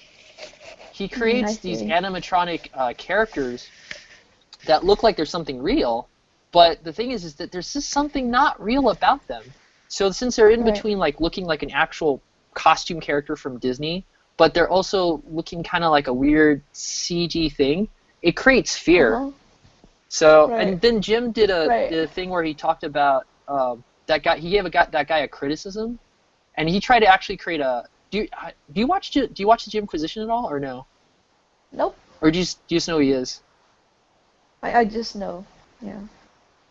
He gave that guy a criticism about his game because his game originally was for children. He wasn't doing a horror game. He was actually trying to create a cute family game, and he made this Mhm. creepy squirrel it looks like the Five Nights characters, but the guy thought it wasn't creepy at all. So Jim Mm. like basically gives him this thing like this stuff looks terrible. It looks like this thing's gonna eat the children or something, and he makes Five Nights at Freddy's. So I don't know. It was interesting that I don't know. Random things just pop up in my head. My Oh, friend's Phil. daughter is 5 years old right now, and she loves Five Nights at Freddy's. So I don't know. Okay, what are your thoughts about age appropriateness? I really don't know. But she loves like zombies and stuff like that. So I don't know. That one's confusing. I love her to bits, but she just confuses me. Okay, She's a weird 5 year okay, old. how are her parents? Let me ask you this question. We Really, won't really use names. chill. Okay, chill. Do you feel they're emotionally good and stable, or do you think they're just a little crazy? Like, how do you No, feel they're they're very, emotionally? very stable. They're Okay, probably like, what? they'll give a scale. What, 1 through 5, 1 through 10? What? How sane are these parents? How emotionally stable are these parents? I think they're one of the few sane people that I've met. Okay, how's the little girl who plays Five Nights at Freddy? Is she pretty sane? Yeah, she's chill. I mean, she's just 5. She's a kid. Okay, so you don't know if she's a mass murderer just waiting to happen. Is that what you're saying? I don't know. Maybe you can't really tell, can you? I mean, That's what they say about mass murderers. Yes, he seemed like such a nice guy. She was always there, tell. always polite. You just can't. I shouldn't say that. It's how are you terrible. supposed to know? I don't know. She well, seems normal this- enough. and She this seems is- sociable and, you know. Yet Not not plotting sometimes. murder. And Is what you're saying. You're saying the game is not telling her things in her ear at night. I can't make any promises now. You can't make any promises. You didn't say, join us. Join us. Join the Five Nights crew. I think she's She actually played all of them? Or at least the first 3, the original trilogy? She's 5. How am I supposed to know everything about her? You talk. There's 2 things to know about kids. You either talk or stalk. And I'm going to be a parent soon, so that's the advice I've gotten from parents. You either talk I'm or not her stalk. parent. I'm not with her 24/7. Okay, then this is creepy. Don't do anything 24/7 then. Okay, but no, I don't know. I'm gonna ask. You know what? I don't know. That's why I'm asking questions. If I didn't ask questions, then I wouldn't know. Aha. Maybe that's why This you is should true. ask her more questions. That's the point of that. The more you know. Maybe. NBC. But I'm worried that if I keep asking her questions, it'll actually make her, go crazy. You know, I've always wondered about that. If I tell the kids things are bad, then they realize they're bad. But if they don't, then they won't think they're bad. I've always had that weird thing. Is it better to tell like kids things are bad, or just like gloss it over and they'll ignore it? You know, like because then you don't give it attention. I don't know. That's just debating about that stuff. Okay, let's see. Grab the stuff. Is your internship paid? There's a good question. Yes, it is. You know why? This isn't America. I shouldn't be joking about that. It's just so true. Okay. Okay, let's see. So, okay, your computer's not working, so what are you doing right now? Are you sketching? I don't mean to No, push this. I'm just not chilling pushing with beer. Okay, cool. Then come up with some things to talk about. Your turn. Throw things my way. 'Cause I'm Okay. drinking coffee, which I shouldn't, because I need to wake up early in the morning. I do too. Oh, gosh. It's 11. Do you have to work tomorrow? Don't tell me you have to work tomorrow. I do not. Woo! I usually do, but yeah. Apparently, it's like supposed to be an off day. That's cool. Pretty chill. All right. Okay, so we can go with movies. Then culture to death. You want to do movies? You want to ask a question that hypothetical questions or questions that we could find answers to? What do you got? Oh, you know what? I want to rant about the differences between American conventions and Korean conventions, but I don't know if you know enough about Korean conventions to do this. I know enough about American conventions, and I've been to Korean conventions. At least been to 3, so we could go back. We can based on my knowledge. Actually, you can teach me stuff, which is better. I love learning things, even if it's just like anecdotal. Go ahead. So throw it. I've been to many conventions in America, mostly on the East Coast, but actually all on the East Coast, but like I've been to my share of conventions, Okay, And so what are your rants they're- about stuff? They're like really, really expensive. They're big scale, And where are we talking about though? U.S. Yes, America. Okay, so The what United do you States. find expensive about it? Well, the tickets are what, like, I don't know about now, but it was like $80 per weekend pass. I think it's up to $100 now, right? It's a lot. It's a lot. My More? business plan actually showed that a convention's worth over $10 million. That was in 2010, and it's only increased, even in the recession. They've taken over circuses, because jobs are bad. They've like literally taken over these things, and yeah, the costs have been going up. What's crazy is, so this is one rule I've made. I don't want to go to a convention unless I'm selling something, and I've done my best to stick to that. Because I've gone to conventions, I haven't either had enough product, or I go and I just spend too much money. Like I'm not real. I'm a fan of certain people, but I'm not a fan. Like I just can't be a fan.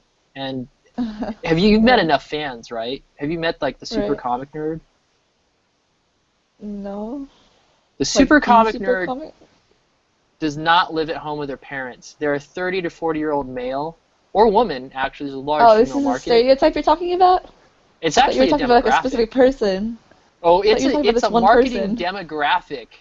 Who can afford Okay. that $80 ticket? And is very focused on a 30 to 40-year-old market. That is the primary source of the income, because they're going to be the ones that spend the most. Even if they have a kid or not, they're still young enough to use their credit cards, and they're going to they can buy all sorts of stuff. So that's Okay. one thing. So if you're like a teenager going to a conference, unless it's like an anime conference, like specific ones that are really geared towards teenagers, no, comic book conventions is like way too much. That's what I felt. There's really like, I was floored. This is where I thought I should be an engineer, like my brother, who was a super comic book nerd, who has a very nice job, a very nice house, a very nice wife, and a beautiful kid, and lots of Star Wars stuff. He had a baby just to buy Star Wars toys. Aww. I love my brother. No, that's not true. Sorta, maybe. Who knows? But yeah, seriously. He was starting to sound a little schizophrenic. Yeah, I was like, whoa, what's with all these Star Wars toys? Oh, I'm not one of those people. I have a son. It's like, What? I'm not one of those people. I actually have a Those boy, people, a child wow. who can enjoy these things, okay? All right? Talk about prejudice. This is like, yeah, he's like, it's not self-hate, because I'm a father with a real job. With the real Buying up all job, the Star okay. Wars stuff. It's ridiculous. But anyway, okay, so cost, yeah. Cost, again, it depends. And actually, the video game conferences have been interesting. Some of them have been free. So I've been really blown away by that. So that's another thing for the video game conferences and compared to the comic book conventions. Some of those conferences, the smaller ones, are free. You can just go there and play games. Hey, I know everyone needs to make money, but just having that builds audiences, especially with the kids who, the children are the future. They're going to be the ones buying stuff. So, and comic book conventions used to not be expensive. Actually, they used to be terrible. That was before people with money came to them. San Diego Comic-Con was like ridiculously chill back in the 70s, 80s, and 90s. I never went to those things, but after the movies started coming out, like Batman, that's when comics started getting, the San Diego Con started its path to becoming this multi-million-dollar thing. It makes over $100 million now a year. I think it's close to 2 million now. It might be past the 2 million mark this year. And you know how I found that out? It's just one of those weird things. I looked at the taxes, the public tax records. Yeah, because I actually went to business school. Now I'm a teacher in Korea. Oh God, my life. Anyway, but seriously, yes, I looked at the taxes. I was like, dude, 200, like getting closer to $200 million. This was in what do you call it? In 2010. And if you remember, I looked at what happened in 2008. And what's interesting is as the economy went to hell, San Diego Comic-Con did better. So this is my kind of a joke, but this is one of my conclusions. People that wanted to go to San Diego, that had really nice jobs that never could, lost their jobs, had the time to go to San Diego. for That's so sad. Comic-Con. You know, because like they had savings and stuff. They're like, I have no job, and I want to go to Comic-Con. It's like, And thus this... yeah. I know. Yeah, it wasn't possible. The tickets were sold out before they could get their ingenious plan. And because the tickets were sold out, all these conferences started up around the country because it saved people money. $80 is cheaper than the plane ticket and the hotel accommodations if the conference is near you.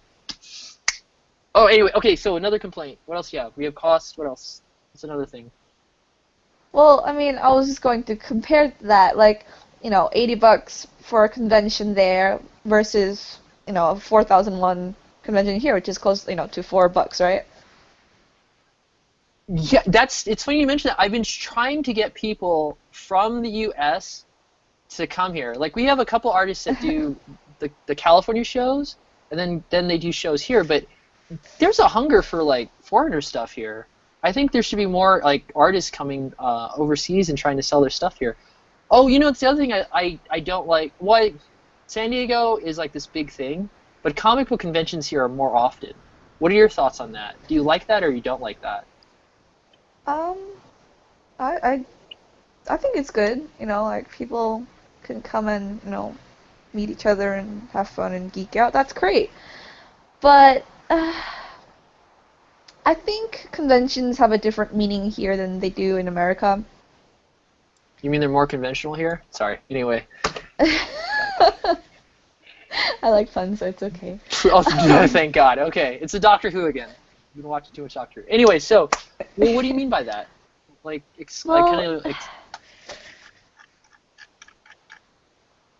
conventions in America, like, they have a lot of things going on. Like, yes, they have artist alleys and cosplayers like they do in Korea, but they also have panels and various other events, right?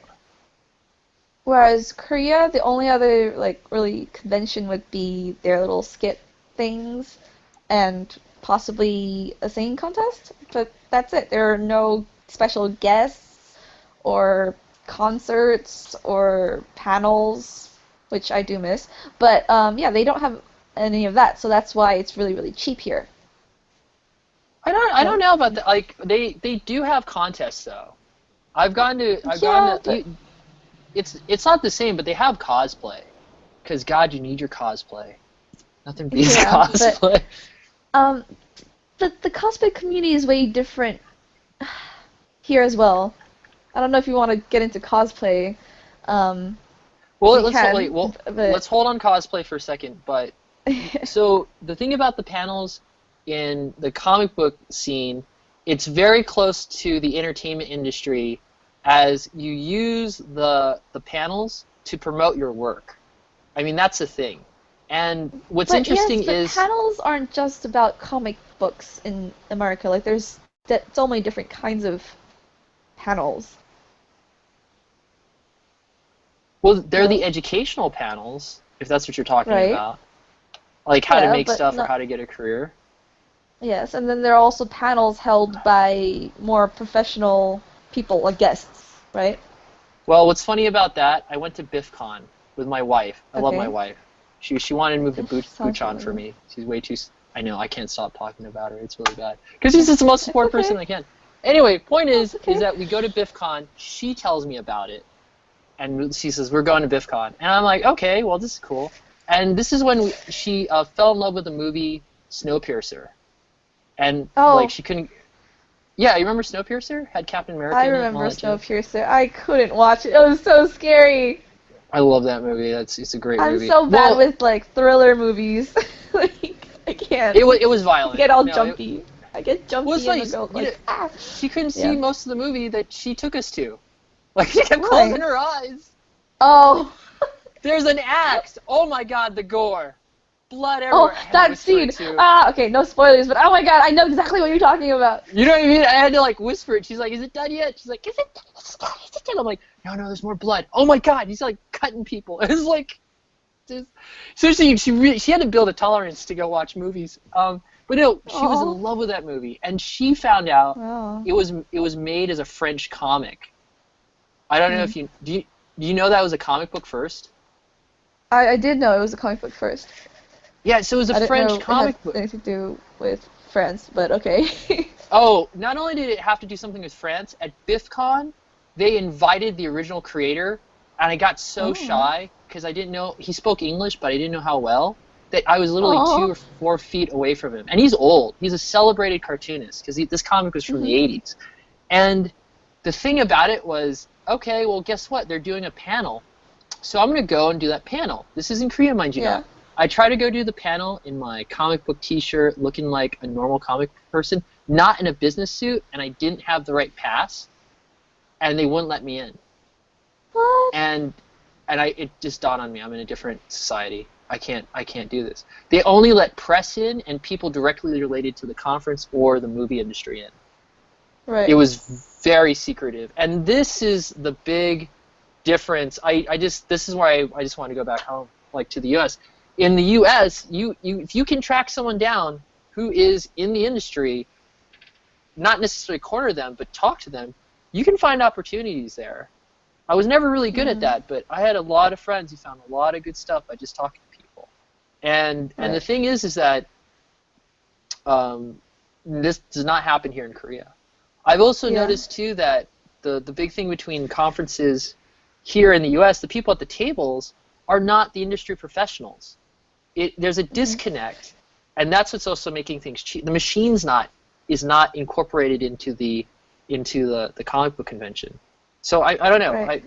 Any thoughts about that, or before we talk about cosplay?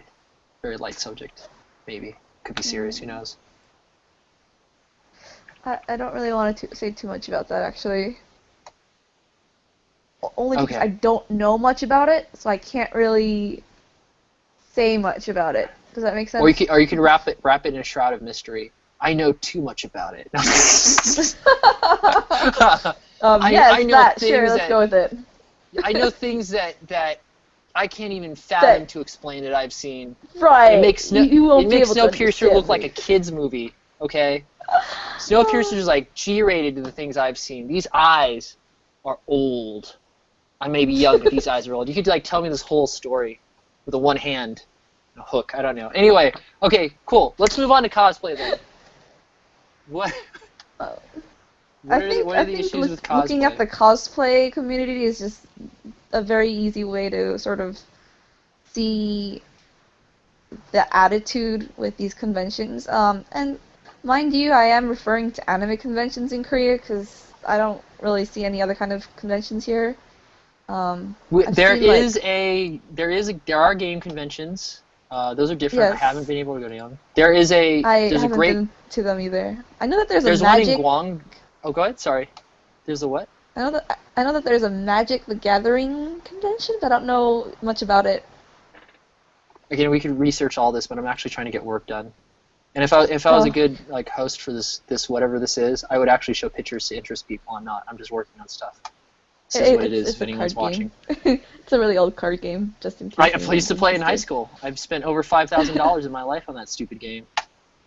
Stupid game. And you know what that $5,000 was? Those packs were like cigarettes, okay? I didn't do anything else. Played that thing, wasted my time. You know, well, had you had friends to fill up your deck. making comics. Yeah, I know, it's terrible. And then they have these like tournament rules and God, people buying cartons, not cartons, I'm sorry, that's smoking. Buying boxes of like new packs. Right. And then several years later, Yu-Gi-Oh came out, right? Whoa, no, Pokemon smacked Magic. Pokemon with first. Its cuteness, because everything was. I was a gym leader once for a comic book shop. You know, it's sad. It was a dream. It was a dream job to work at the comic book shop. It was. It was horrible. The job was awful, but I guess one of the reasons I became good with kids because I had all practice as a gym leader. I got to wear the official Pokemon vest. Like Nintendo and Wizards of the Coast had rules on being a gym leader. It was serious biz. Like you had all these rules about trading, it was super serious biz. And then you had to report your stats because there was national tournaments going on and international tournaments. So you had to report wins and they had to double check your wins that you weren't cheating the system or anything like that. They really and the kids were like, some of the kids were cute, but kids and some teenagers who just don't grow out of it, or men or women, whatever, adults who become raging gamers, the children, I could already see the bad habits coming in. Like if someone lost or won, and then Charizard was a terrible card. No one should have. It was terrible. The thing would cost way too much to draw after you evolve him, and by the time you evolve him, the game's pretty much over. So strategically, there was no reason to have a Charizard. And you try to tell this to some kid, okay? I know you love Charizard. He looks cool. He's a dragon. He's not going to win you the tournament. He's not even going to get you, you're not going to win. Jigglypuff's going to beat you. It's going to be a Jigglypuff, okay? Jigglypuff is the most powerful card in this effing game right now. Play Jigglypuff. You're like, you're not a real gym leader. It's like... You're not a real gym leader. I am paid to be a gym leader at this event for this tournament. I think I qualify. It's like, no, you're not like the cartoons. They would never say that Jigglypuff's better than Charizard. Okay. This kid starts crying. Why'd I lose? Like, I was right. What? He's like not even listening to me. Runs off screaming. Terrible. He's gonna Oh go my home gosh, and but rip yeah. his Charizard up. No one ever. Well, did anyone rip up their cards? No one ripped up their cards, but kids threw them at each other. Oh. Yeah, and like we never. Thank God, no soccer moms were there because like, luckily at the time, Pokemon wasn't something that people grew up with. It was new. Mm. You know, you had Right. no crazy Pokemon mom. Pokemon. You had no Pokemon. Pokemoms, okay? Pokemon. But It's hilarious. I could see there being a Pokemom and a Pokedad today, because they yeah, I take can see that happening seriously. too. Yeah. You know what I mean? Like, no, man, that Wigglytuff had nothing on my kid's like freaking Charmander here. It's not even a Charizard. It's Charmander. It should totally won. You know, or the psychic Pokemons are always better. Mewtwo got pulled out. Should totally have won. You need to recall that coin toss, because that's how simple Coin the game toss. was. You ever play To the be card honest game? though, I had cards, and a lot of my classmates had cards. But funny part was, no one really knew how to play. Like, we just all had cards, and we just didn't know how to play. Oh God, that reminds me. This is gonna be a little bit of hyperbole, I have to admit, but there should have been a bigger age gap. The kids that could attend, they should have made them older. I think they should have started them at 10. Because the kids that were like closer to.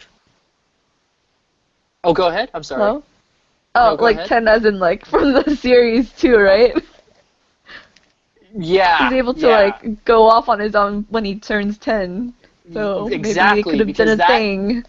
Without a gun, okay? Just go out in the wild, hunt dangerous dragons and other creatures that can mess with your mind.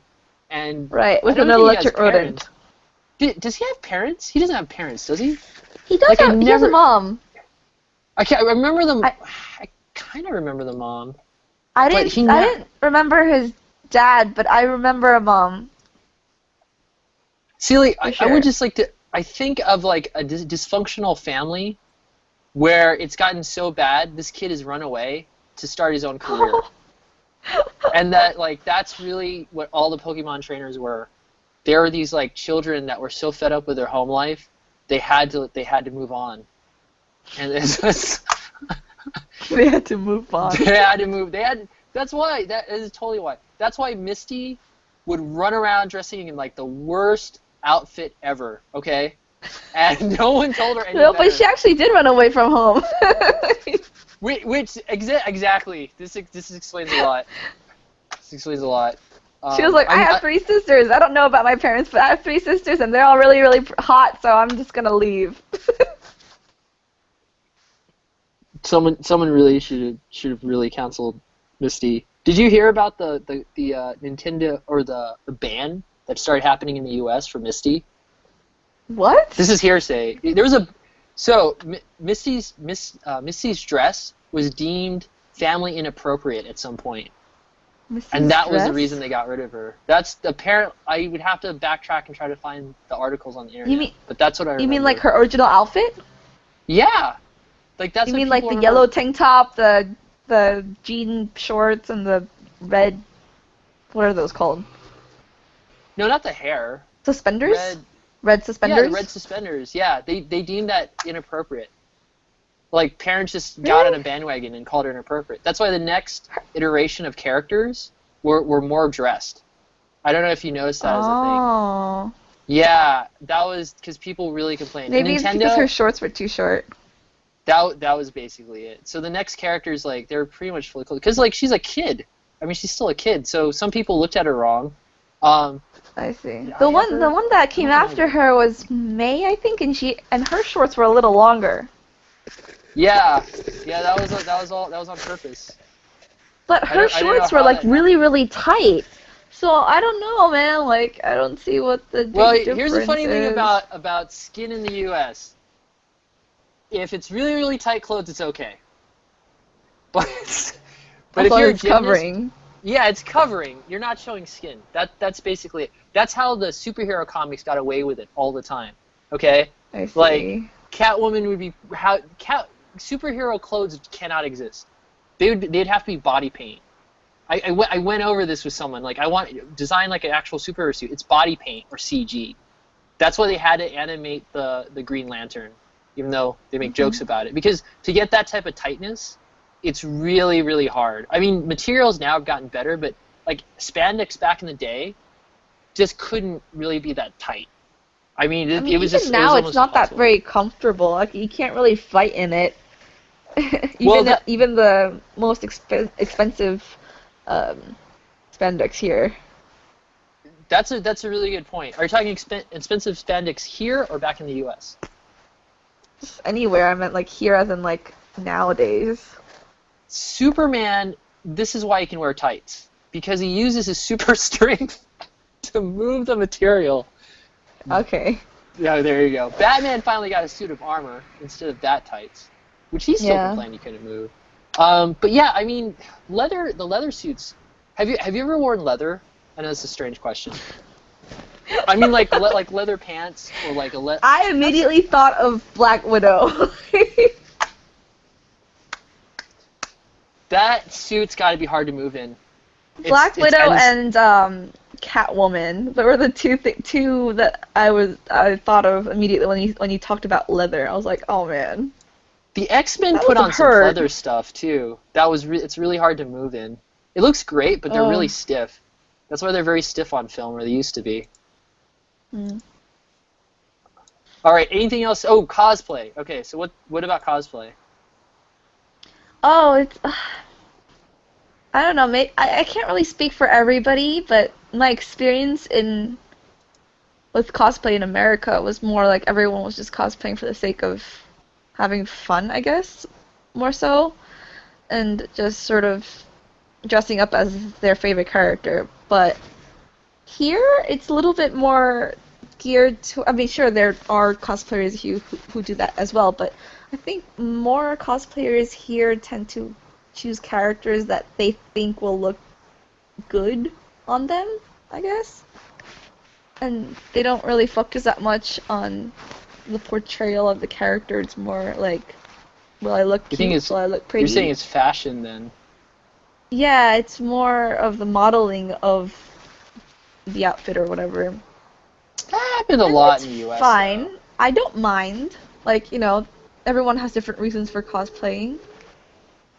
But, like, I guess it's just because that there are more cosplay models is what I want to really use, I guess. Here, like, at conventions, okay? I think the general atmosphere of the convention is less, I guess, less friendly. Everyone's just, like, there to do these photo shoots of them looking pretty, and then they just sort of leave. Like, I'm more used to the conventions in America where, like, oh, you're dressed up as that character. I like that character. Hey, let's, we can totally geek out about it, And I made lots of great friends through conventions. Whereas here, if I don't know you beforehand, you won't really accept my hello. So that was really... Oh, thank God. I thought that was just a language barrier. I was a big weirdo, and I took my wife and we went to booth to try to meet other artists. How do you feel about the artists, though? Do you feel that artists at booths, can you meet them, or is it like just buy my stuff? Oh, wait. This I also wanted to talk about because this I think relates more to us. When I was in the States, I was almost always at the artist alley. And there I made, lots of friends with, the other people who were, not near my table, right?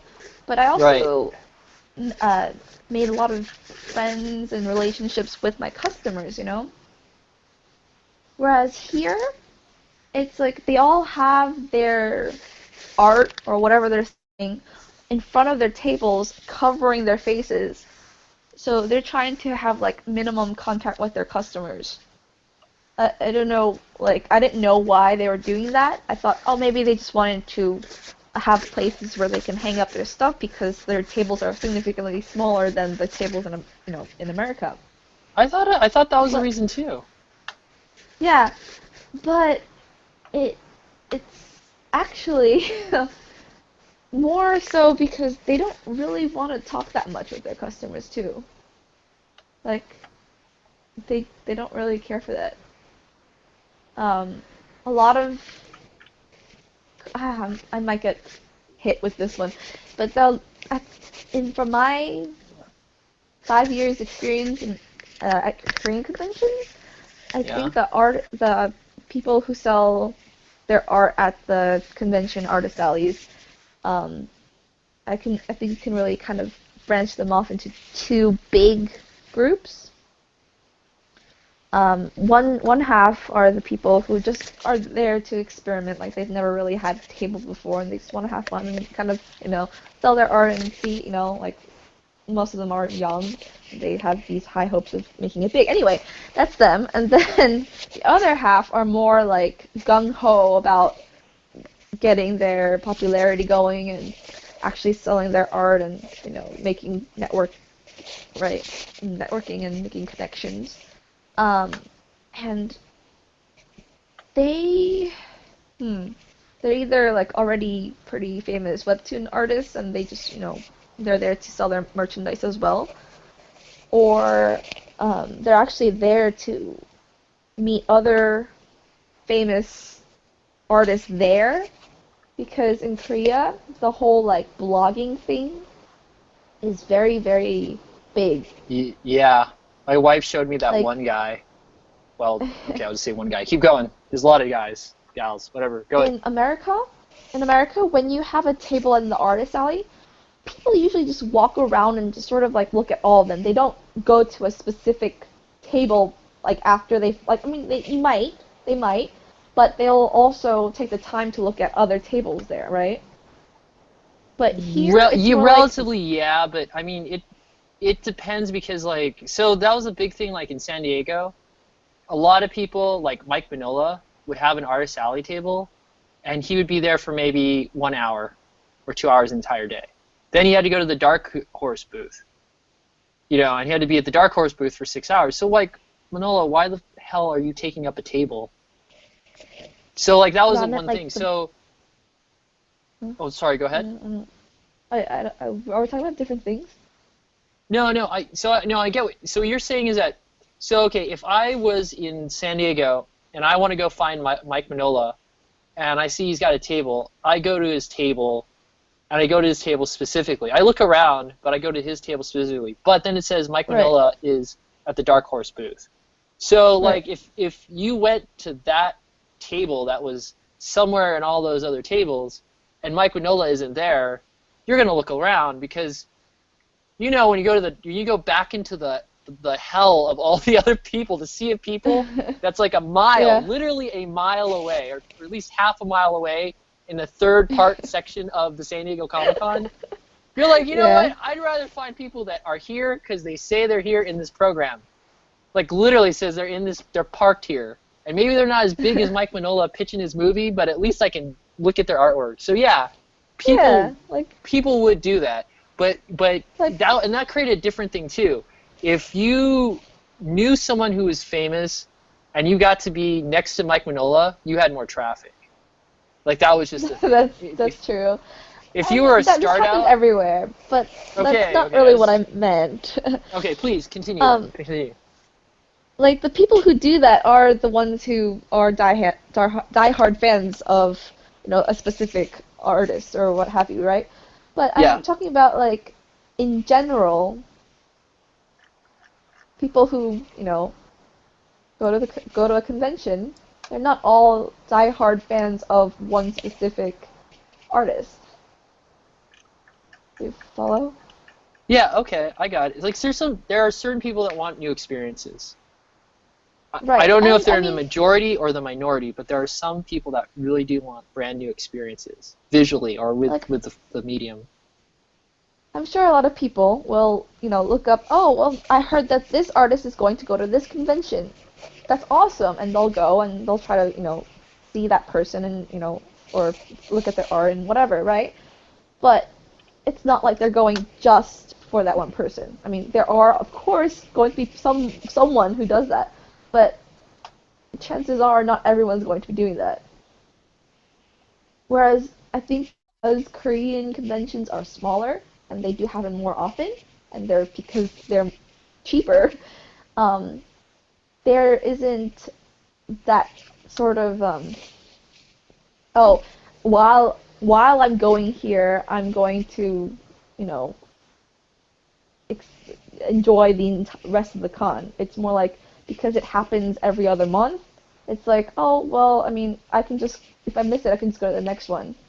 Or oh, this artist isn't gonna go to this one, so this month's convention, so I'm not gonna go. Like they can do that. They have the luxury Yeah, of doing that. It's also I really really gotcha. close. So it's like at you know anywhere from Seoul, at most it's going to take 2 hours. So it's less of a oh my gosh, this is going to happen once a year thing. It's more like it's going to happen next month. Whatever. I got what you're So saying. they sort of go there as almost like one of those what to put it, almost like a sale at the supermarket and or a bookstore, right? It's like, oh well, that artist is going to be there this month. I might check it out. And so when they go to the artist alley, they specifically hunt down the book that they want beforehand because chances are the artists that they're following on a blog or whatever, or they like are going to have these blogs and SNS whatever's, right?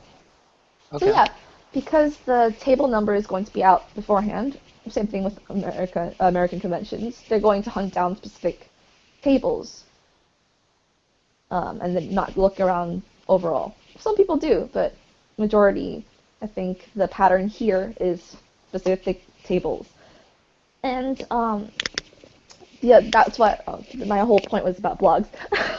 Yeah, so if the artists who go there, if they, I guess, you know, become friends, online friends, blog friends, whatever, with people who are, Already I guess, making it. power art bloggers, or yeah, the famous people or the popular people, chances are they'll get more traffic on their own blog. So they have this thing where it's like, mostly for networking. So yeah, a lot of the older people who are at the artist alleys, they're there for more serious, like, many of them are, professional game designers, game character designers, or like, just anything, just really, really, they're doing it for money.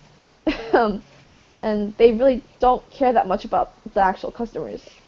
It's more about networking. So I was like, oh, well, that's interesting. And I was in the artist alley before, and they were really really friendly with this among themselves. And so I said hi, and they said We hi, don't but it know was like her. a very very standoffish kind of hi.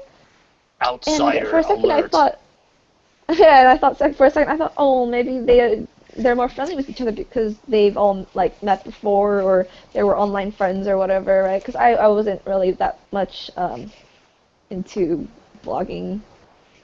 But yeah, so I thought, oh, well, maybe they're like just online friends and like it's they feel more familiar with each other. Turns out it was their first time actually really speaking with each other, but they were doing that whole like thing because yeah, I love Korea. popularity. So it was really interesting to learn later. um, yeah. So Okay, I think that's for random enough. beginner artists at conventions in Korea, don't let it get to you. Yeah. Just Here's think that but they're here's the all thing about this. butt This is heads. what I'm suffering through. What about the language barrier? How do you feel about the language barrier? I'm an English I speaker. don't know. I can speak Korean, so I don't Yeah, really well, feel that's the great. language barrier. Sorry about that. I'm so happy. There's a I was supposed to culture learn more. difference, though. I don't. You know what? I got the foreigner card. But the sad thing You is, do have a I'm just foreigner gonna. card. I don't. I have the foreigner card, but I don't look like a foreigner. I get I benefits think you and do. disadvantages. I really? People mistake me for Korean all the time. What? Um, yeah. It's Wow. it's Oh, I know. If people have fought in the Korean War, they assume they can see I'm Filipino. They're old enough, but most people think I'm Korean. I've even been called an honorary Korean many times, which I had to get over the fact that I'm an American before anything else, and I now have to get used to that I'm an honorary Korean. This blows my mind. Yeah, I've been called a Korean. I get a good haircut, like the stylist for my wedding.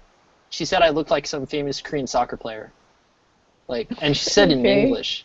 She couldn't speak a word of English, but those are the words she said. I look like such and such Park or Beck or whatever, and that's good. I'm like, oh, this is great. Finish with, you look so Korean. It's like, no, and it's like, okay, yeah, it's cool. Might be social economics. Most Filipinos are like, people think it's a third world country. My family there, who I don't talk to, I want to connect to. At least, I want to connect to all my family, but they're politicians. They've been educated in the U.S. They've created jobs. I mean, they're kind of unestablished. Again, I'm just a teacher here. Yay! Didn't want anything to do with that. I'm succeeding. Anyway, so the thing is that it's not like. So my view of the Philippines is different. Yeah, there's a lot of poor people, but there's a lot of money there, and there's a lot of ways to make money because you can take advantage of cheap labor. So people don't want to associate with, like, I'm like the Mexican here. Like, my ethnicity feels like it's a Mexican. Seriously, Mexicans fought in the American-Mexican War. One famous Mexican did to try to get citizenship. They didn't even give the guy citizenship. And he couldn't go retire to Mexico because he was like a war criminal there. Like, that was like, that was like close to the 1890s, whenever the Spanish-American War happened, right? Bunch of Filipinos are on the memorial and died for this country. The dictator gave rice to people. Older Koreans respect my ethnicity more than the new Koreans who think, oh no, we've got to kick them out. Like, that's the thing, is like, I have to go to the wall and remind the sacrifice. And at least the Veterans Memorial Day, I will gladly chant with them, fuck One Piece and everything that's Japanese manga, because they're just so welcoming, It's like, aww. Japan invaded my country too. They occupied. My dad had to grow up in their Japanese occupation. This is awesome, brothers. It's like, oh, sister, oh my goodness. Uni, Opa. It's a lot of hugs and loves. Okay, like I accidentally with my wife, we were living around there, accidentally walked in the Veterans Parade. Okay, and it was awesome. It was awesome. It was awesome. It was great. Because people gave me a nod. I'm like, maybe they don't think I'm Korean. They actually recognize I'm Filipino, because older people can. But I've noticed that a lot of younger people, because I'm well educated, I have the lingua franca, I teach English, hold me at a Korean standard as a default thing. Oh, they think you're a Kyopo. They always think I'm a freaking Gyopo, and it's like, I see. And even my work thought I could speak Korean. I even make arguments about how I'm not a Gyopo, and I don't understand the language, and I'm sorry, and I know you should learn, but I just don't. And it's caused some medical problems that I'm dealing with now too, because I can't explain things, and I know I need to learn the language because I'm here. But what I'm doing is I'm waiting to have a kid, because I'm going to learn the language as they learn the language. That's okay. No, it's funny because that's been a strategy of some foreigners. I met this guy from New Zealand, great guy. I love his daughter. I don't know the other daughter, she's too young, but the other daughter is really smart, and we talk. But then I overestimate her. I give her like college level words she doesn't know. Then I look at her disappointed when she doesn't know them, and I tell her it's okay. It's a college. I tell her it's okay. It's a college word. Don't worry about it. Because I can talk fast with her, and her dad, he's a Kiwi. He speaks with a Kiwi accent, and she can go back and forth. And the dad learned Korean through the daughter, because she had to learn the language. So helping her with the homework taught him the language slowly, more naturally. I hope to God that works for me. Good luck. I hope it works, because like that's what I'm banking on. I've been studying this. I studied the language in Kongyonde Hakyo in Nonsan. I got to the 3rd level. I couldn't pass the 3rd level test, and I have to remind myself stuff. And I hear things, but you know what really makes me mad is the linguistic variation here is limited. So like you have a Busan accent, you've got a Seoul accent, you got a Gwangju accent. Like it's like Mm-hmm. the Choson dynasty or whatever. It's like all the Korean dynasties still exist. You know, it's just like those linguistic barriers don't help me. If I'm learning it's Bantu in one place for bag and it's Bonji in another place for bag, it doesn't help me. And I know we've got variation in the U.S. Don't get me wrong, but I'm not learning English. You know, so it's like I get my wife can't hear a British accent to save her life. I get it. Or she can't understand an Australian or someone from. I mean, I can't understand everything they say either, but I can hear it. You know what I mean? I can hear the language. But here, all the dialects, all the accents sound the same. I can't really hear the difference between a Busan accent and a Gwangju accent and a Seoul accent. I mean, I see the attitude. I'll be honest. I'm just gonna out myself. I like the Busan dialect. That's It's kind of like, like that's I kind feel of it's like the the rap same though. Like a language. lot of my Korean friends, they can't really tell a British accent, apart from a deep Southern American accent. I can't fake either well enough right now. I was getting pretty good at the British one, but I think I was. British people told me to stop. But as they told me to stop, they were teaching me. It's been ages since I've seen you. Ages? I've learned the word ages. You know, like finally I got that term. But yeah, but I've been told not to do it. I can only do it for plays. That's what I officially got from a person from the UK, who was actually British, proper British, not Scottish. So when was it that this person told you not to say not to say this? He was because I said I had to do it. I had to do it for class. I had to actually A because like, we were class. doing accents. Yeah, it was for a class. He says, "No, don't do it for a class. We're teaching the wrong way."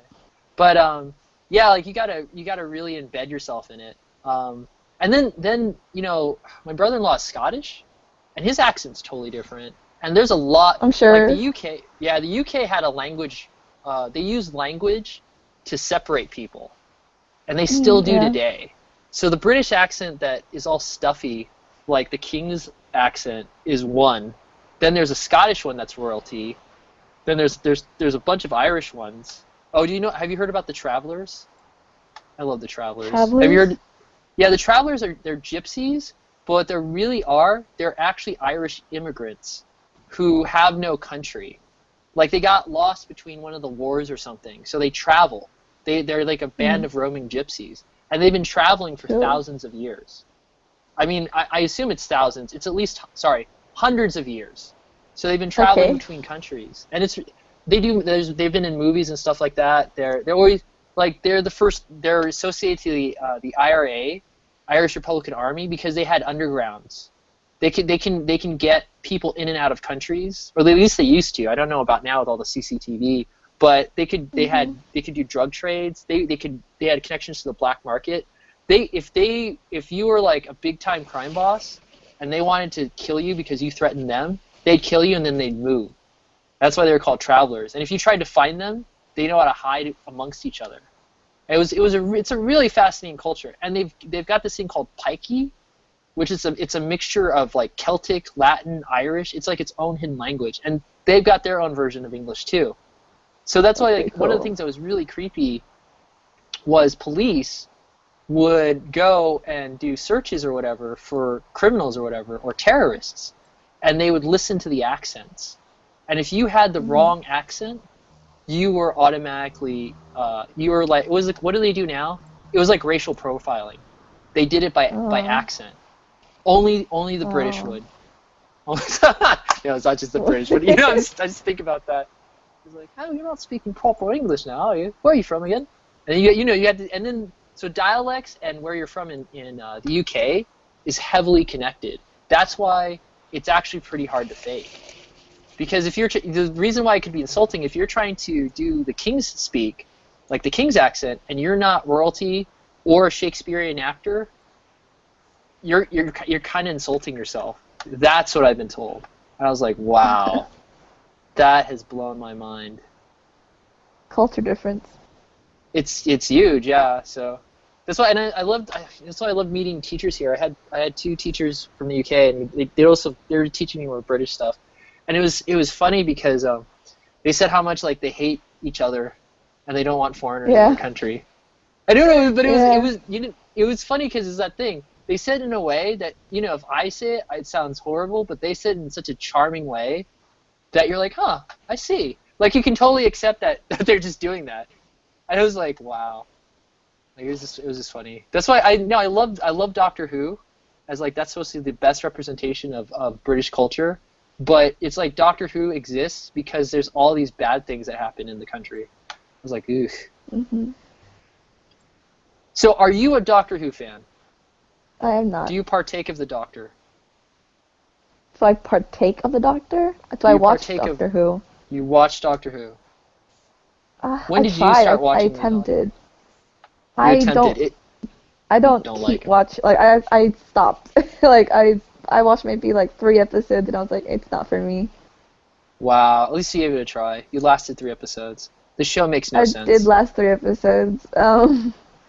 I tried a few episodes of different seasons, like in hopes that maybe that season wasn't the right season for me. It was just not for me at all. Are you not Yeah. a Neil Gaiman fan? No, I'm not. Okay. Neil Gaiman wrote like the first Matt Smith season, or he was like really influential in it. So, and it sounds like Yeah. him. So I was just wondering. Yeah, nope. Are I'm you not. a Game of Thrones fan? Have you been thrown for the I- Game of Thrones? I am not. What television show do you watch if you have any time for TV? I don't really watch a lot of TV, but I do watch historical Korean dramas.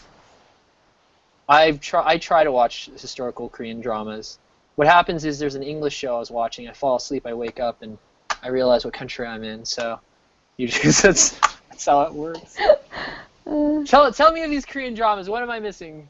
Because everything's always translated in Korean. It just drives me up the wall. It's kind of funny. I can't watch cartoons here anymore. I try. Actually, should, because SpongeBob has a different voice. Have you bumped into that yet? I did see that, yeah.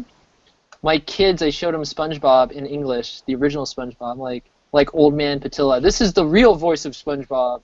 And they're like, no, teacher, that's not the real voice. Put the Korean version on. I can't laugh like Korean SpongeBob. So every time I do that laugh that I practice, that's great in the U.S. No one knows what the hell I'm doing here. It's ugh. Anyway, so tell me, okay, what's your favorite Korean historical drama? Give me the synopsis, the breakdown, or a name. Maybe I can reference it later. Queen Sondok? Sondok Dong? Sondok Dong? Did I say it? Sondok Dong? Sondok. Suntop, like the finger? Yeah. Suntop, like the finger. No. Close though. Sondok. Okay, what? Suntok. What's Suntok about? That's the name of the queen, but she was apparently the first queen of Korea. Oh, interesting. Okay. So give me a favorite episode. Give me a breakdown. You can spoil it away, because even if I saw it, I probably didn't understand a word they were saying. Well, you can find it online. There's translations, subtitles. That's a lot of work. I'm trying to just fill in time. Okay, don't tell me anything then. Okay, it's about 2 minutes to 12. Do you need to get some sleep? I'm a bit sleepy now. But it's okay. Well, what time are you gonna go to sleep? I have to I drop don't know. too, though. I don't know. Well, because now, see, the reason I really started these was to keep me focused. I am now focused. I've literally been I don't know if you've been seeing the screen share. I've been working on recreating a binder for for about an hour and a half now. 'Cause this is going to be my Game Boy background for Game Jam that I won't be able to do. It's really detailed. Well, it's funny because like when you back up, you won't see all that, And I just need to get enough of the top, and I can just keep pasting and stuff like that. Well, here, I'll show you some of my games so far. Please do. Here's my game. Here's a little character. I'll run the layout. Hopefully it won't destroy any... Oh god, I hope this isn't cut off Google. Yay! Okay, see? You're the little guy. I animated this guy. Can you see him? He's running. I see He's really him. small. Yeah, I had him bigger, but Yeah. I've been trying... So right now, this is actually set up for an iPhone. And I haven't... Like, Nice. the level is, but his size is off. And what I want to do is I want to make it where you can't see all the level, but then you can just like see him. You know what I mean? Like I want to zoom in on him. And that's what I've been asking these people to do. Now this level obviously is horrible looking. That's why I'm working on a better level. And then we have this name here. The sprite is blank the platform. What's the right one? Oh, let me get the right position. Bam! And there! Yay! You're amazing. Is this like an English game? Yeah, I want to do games for kids that teach them English. It's one of the businesses I want to start with my wife, and that's why she's really supportive of the game thing. The comic thing is like I love comics, but it takes so long. And this like thing that I did, this is probably like a month of work. I started this when I was back in the U.S., and I think this would be really entertaining. And I've got other games and other stuff, but I got to start producing games so more people will help me with projects. That's been the pattern. All these people making games get more help. But yeah, I use Construct. You can get a free version of it. Not plugging them, I just use them. I got a paid version for it. And their thing is once you make $5,000, you have to get a business developer's license. That's why I know there are people that are getting closer to $5,000. The new Construct's coming out, and I haven't grown as much because instead of making comics or learning how to draw, these people have been learning how to program and work with this program.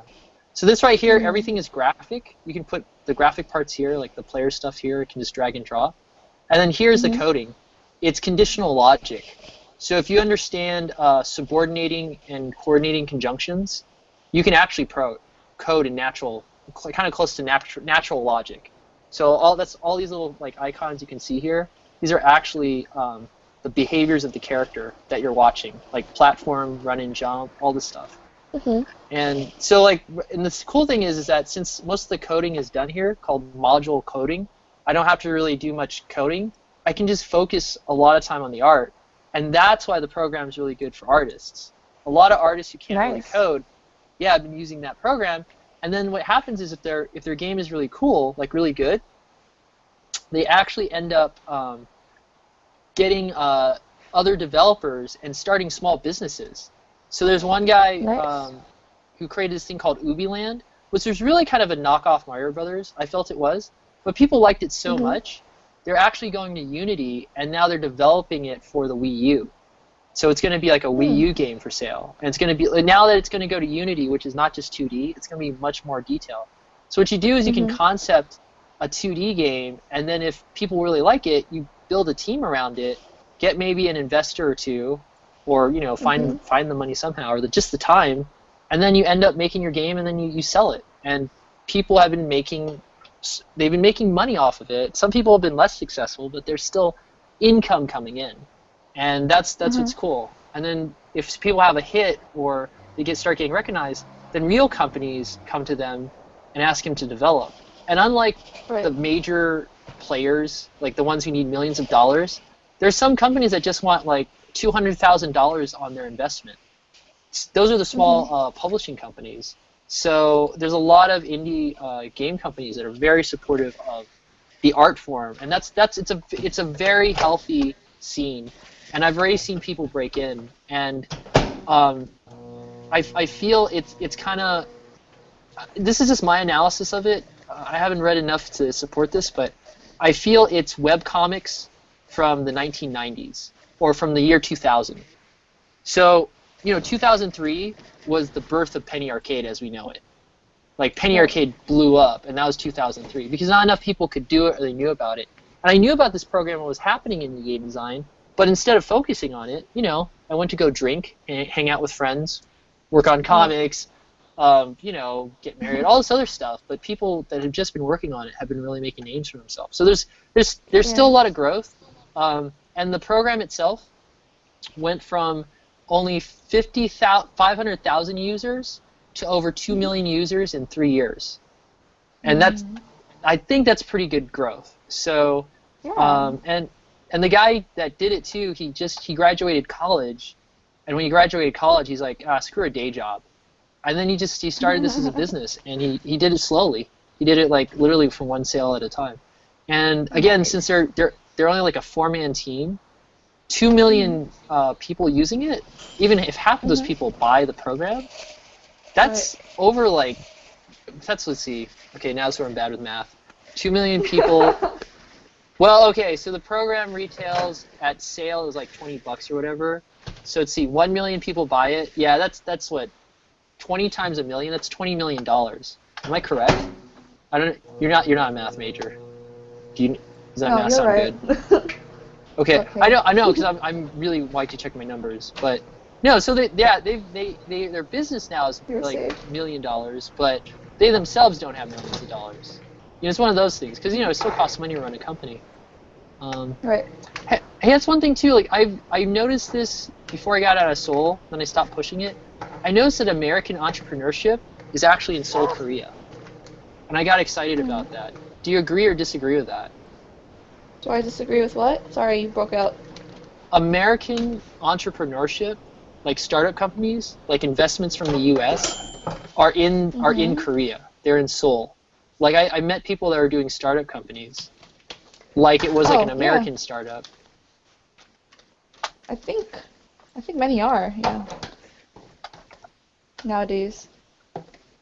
I don't know if that's good or bad, and I think they're also doing it for the same reason a lot of people in the U.S. did it. They couldn't find a job out of school. Yeah. It's easier to find a job in Korea for Americans. For actually No. I meant the making a business though. You're a Korean out of college. There's no job for you. You start a business. What do you think about that? It's significantly easier to do that in Korea. Finding a job, building a company, whatever, in Korea for English speakers. Oh, I see what you're saying. So you Do I sound bitter? I see what you're saying. You don't think it's Koreans in general. You think it's just the Koreans who can speak English. No, I think it's the Koreans who. What? That's not what I mean at all. I know. I'm checking. So what do you mean? No, you're not joking. Now I'm confirming with what you're saying. That's technically checking. Okay, yeah. So please don't. I have no clue now at this point. Let me just grab another beer. Hold on a sec. So basically, you're on this conversation, so you're not an alcoholic and you're not drinking alone. That's what you're telling me. Maybe. I'm not an alcoholic. Because you're not alone while drinking. I eat bananas and drink alone, so I might be an alcoholic. Right now, I'm not drinking beer. I'm drinking coffee because I'm out of beer. So I did not have to leave my house at all today, which is great. I drink 2 cups of coffee a day. There are health benefits to it, but I mean, I also got like a stomach ulcer from drinking it too much. I have to drink coffee, otherwise I will fall asleep at work. But yeah. You know what's great about being a teacher? I copied the other teachers. It's okay to fall asleep at work.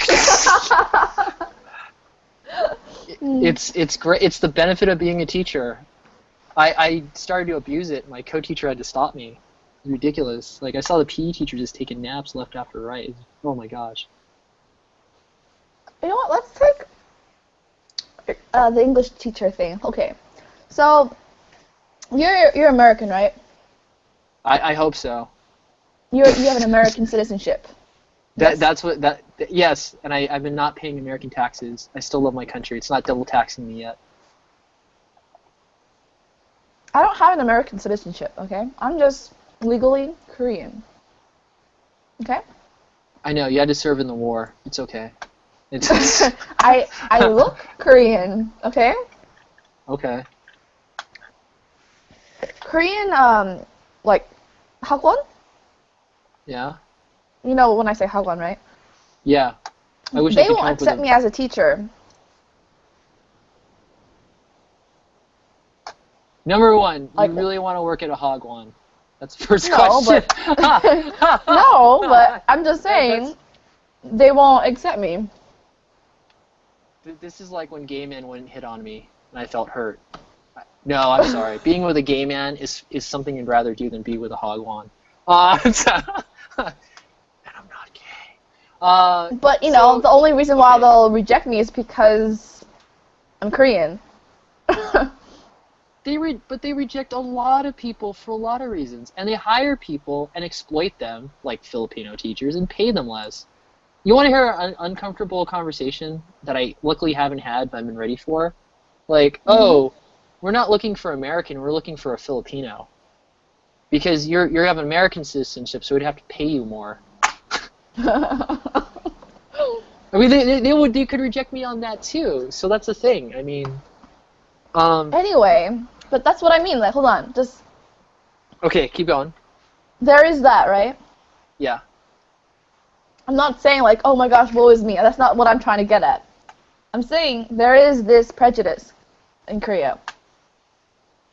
I'm trying not to laugh because you just found this out. No, sorry. Keep going. Keep going. Sorry. It's not. There is this prejudice in Korea, okay?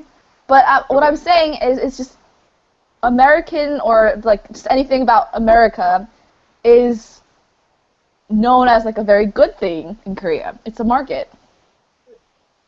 Well, I don't think I think they should stop our housing practices.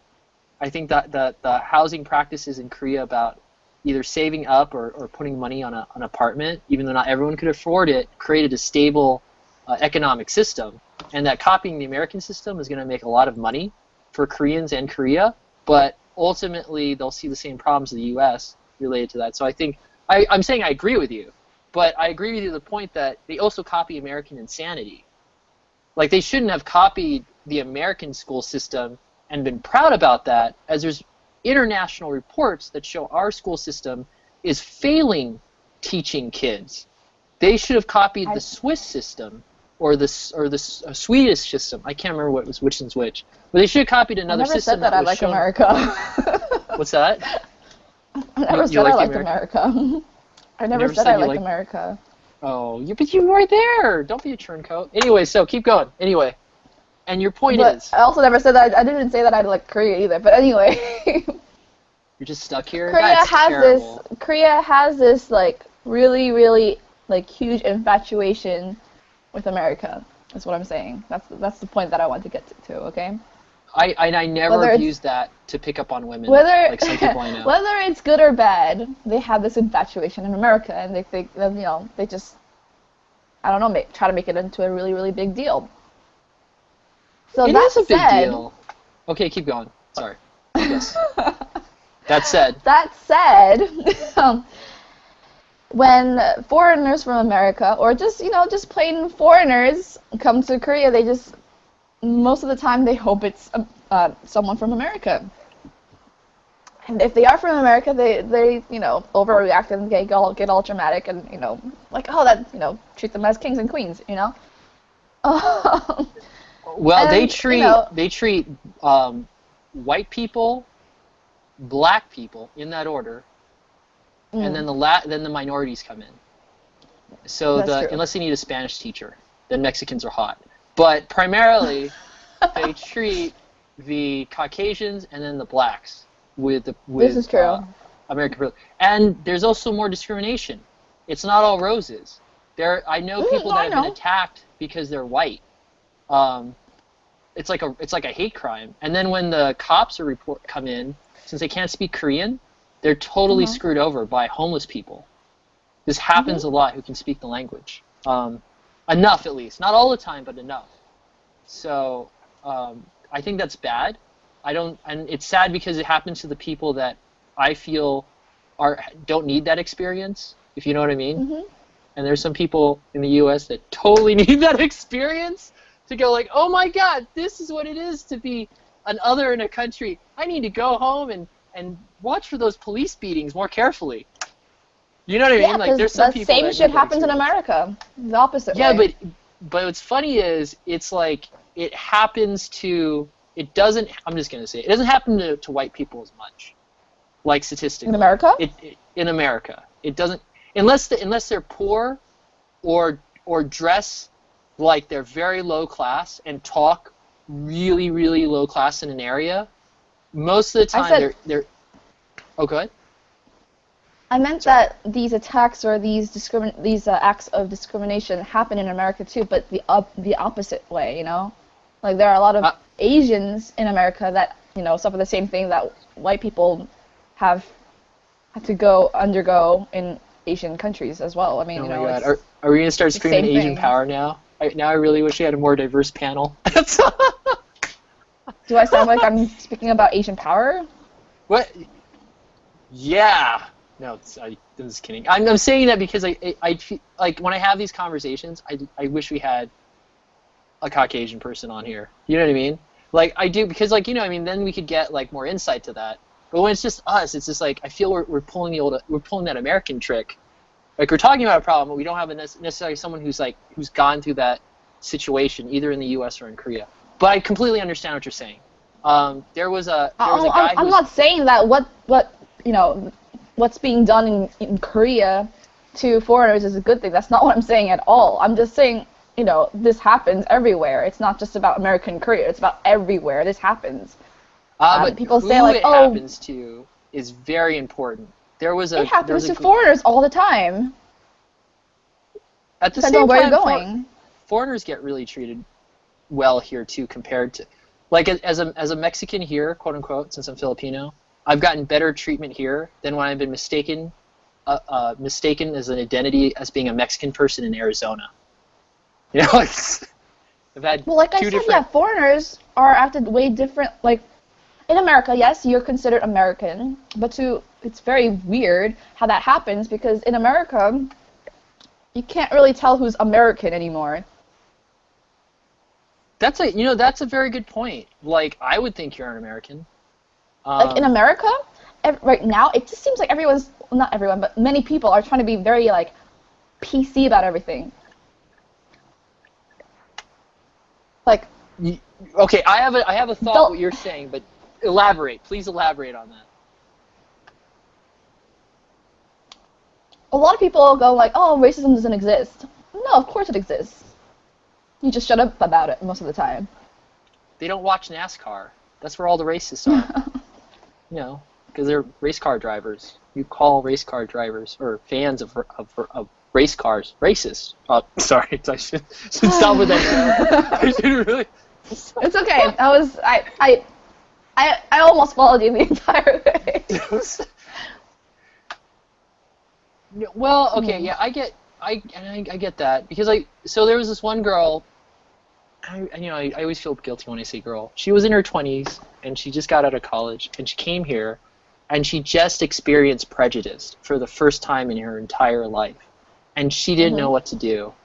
She had a reaction, and that reaction was very interesting, because it was a negative thing that happened to her, but because of that negative thing, she saw now a lot of things back in the U.S. that she didn't acknowledge before. So, as we say, we're not saying it's a positive thing. It's yin and yang. Having a negative experience can open your eyes, and it totally opened her eyes. I remember Facebooking her about this. She just didn't know it, and I was like, well, it's kind of like that for me in the U.S. She's like, what? How is it like this for the U.S.? Well, think about it. I mean, certain places, yeah, if I'm hanging with you, you seem to be cool. But there's other places where people don't recognize me.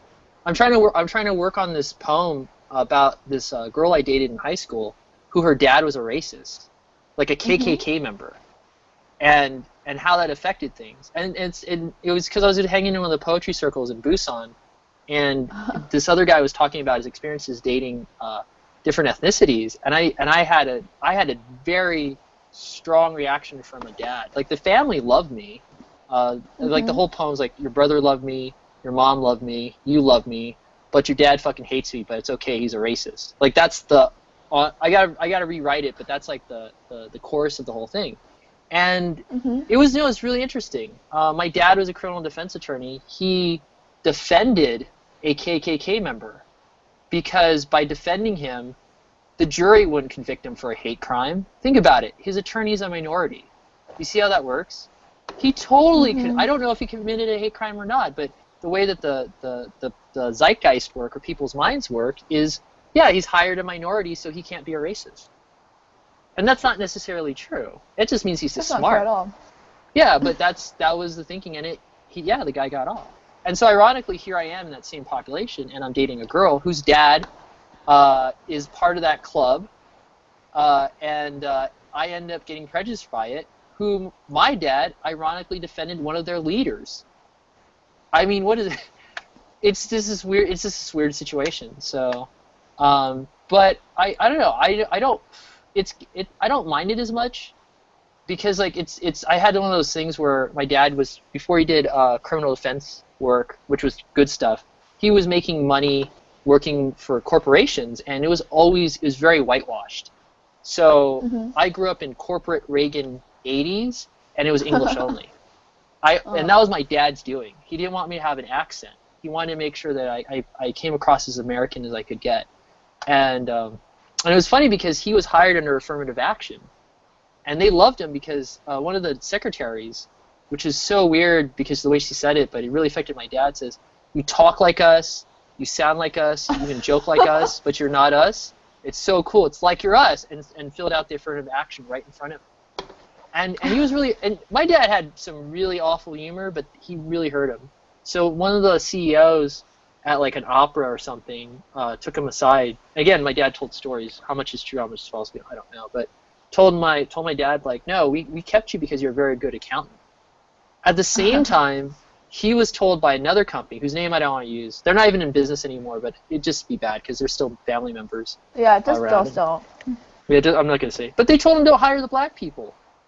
He was in charge of hiring people. And there's this guy who came from a very good college and like really like was like he was a doctor and you know it was back then in the 70s. It was like Korea. You got your degree in whatever, and then you got a job in corporate, and that's just the way it was. And this guy qualified. What was sad is that he was just too dark-skinned, and he told my dad this, and my dad couldn't, tell him what the company told him. And then again, why send the minority to tell the black guy? You know what I mean? And that's, in corporate, they use you. It's part of the culture. I get that, but it was like they used my dad because he was a minority. That was one of his selling factors. Okay, is it Koss? What beer are you drinking? Are you saying it's Koss? I'm actually drinking Cloud. I can't do Cloud. I tried it. Maybe it was just a bad Cloud. There's different Clouds. I really love the commercials. I really love those Cloud commercials. Commercials are awesome, like all of them. Actually, and I can't drink the beer. Just can't drink the beer. It's not Coors. I'm not insulting the taste. It is actually a pretty good quality beer. I feel it's a very good quality beer, or at least a good quality. Maybe not the highest, but a good quality for what it is. But it just doesn't. I just don't like it. My body said no, and my body loves beer. So I was like, tell me, body, decode what you mean. It's like, no, don't drink any more of this. But I bought it. I bought so much of it. Well, people have, different tastes in beer, so. I saw this. I don't know if you've seen this Korean tradition. I don't know if this is a Busan special. You can tell me this. Mm-hmm. People bought Koss, like a big pitcher of Koss, and then they'll buy like a foreign beer and mix it. Have you seen that? I've seen it before, but like my friends don't really do that. It was I was with a bunch of old men. I'm not gonna lie. People, 37, 38 and older, and I thought it was amazing. I was like, this is a thing. Now other people would like go, no, you've destroyed good beer. You've diluted that beer. And all I have to say is, okay, Guinness, you could get away with that, but if it's a fine German beer, don't you dare be a beer Nazi and say that's the wrong thing to do. Have you heard about German purity laws? No. Related to beer. I make the joke it's like a Nazi thing. I should really not make these jokes, but there's a can of beer that says, hey, I'll stand by my things because I have Jewish friends. That's the way I do it. I don't have any Nazi friends. That is so wrong on so many different levels, but go on. I know. You know what? I should only make Nazi jokes if I have friends who are Nazis. I should adhere to the rule. This can't stand me. It must be. It's just a thing, What can I do? So anyway, it's just this can that says there's a purity law of 1516, which is it's a really great law actually that says the beer can't have any chemicals in it. It has to be only hops. It can be boiled, but it is an actual like brewing law, like because they have guilds or whatever. So there's like a brewing guild, and when they put that on a can, that means something. It just doesn't help that the can they put it on is red and black. Okay. And that's, again, it's a bad pun, but, you know, if you mix one of those fine German beers with Koss, I think you know, bringing the purity law might just be in bad taste. I'm just saying. Now, the beer, it tastes bad. That might be a thing you have to pass on, but saying it might be in bad taste. Okay, I can't connect it. That's the best thing I can do with the puns. Anyway. You tried. I tried really hard to do this. I've been trying to make that joke appropriate. I was really bad too. I had a German American linguistic teacher, and I was bad because I would always make jokes about the Germans. And I'm not sure if I should laugh or not. Oh my gosh. Well, yeah, because he never told me. Because, like, I guess the way he looked at it is like, you know, some of his family might have done some bad stuff. So, you know, a couple of jokes kind of makes up for the Holocaust. Okay, I'll stop. Anyway, moving on. Okay, it's 12:26. What time do you have to wake up? What are you doing tomorrow, if you mind me asking? Like, are you doing like something? I have to. What? Are you doing something you I can have to mention? translate. Oh, what do you translate? Secret codes? No. Actually, I'm translating documents for North Korea. Anyway, no. Do you know? And part of peacekeeping Haeun? missions. Sorry, go ahead. Yes. Yeah? Do you know Haeun Hong? Hong Haeun? Yeah, it sounds familiar. He's also in the. Yeah, he draws educational comics. Oh, cool. Yeah, and he made a comic in Korean, but he's translating that into English so that he could publish it in America. Well, does he have for a publisher, or Americans. is he going to go the indie route? I think he's going indie route. Okay, cool. But he translated most of it, and I'm just going over Fixing it. and editing it. Yeah. But I should probably do that because I actually have time tomorrow, so I'll have to do that. Oh, I that also have sounds to like draw, fun. so. I don't. So I don't know. Do you want to do this as like a thing? Do you want to make it like a weekly thing or something? Oh yeah, this is fun. Okay, cool. Yeah, Maybe we I'm can gonna get stop. more people in here. I wish we could actually, and I don't know if you can get your computer situated. Let me stop the broadcast. I don't want to make this like 3 hours. I'm gonna have to edit this down.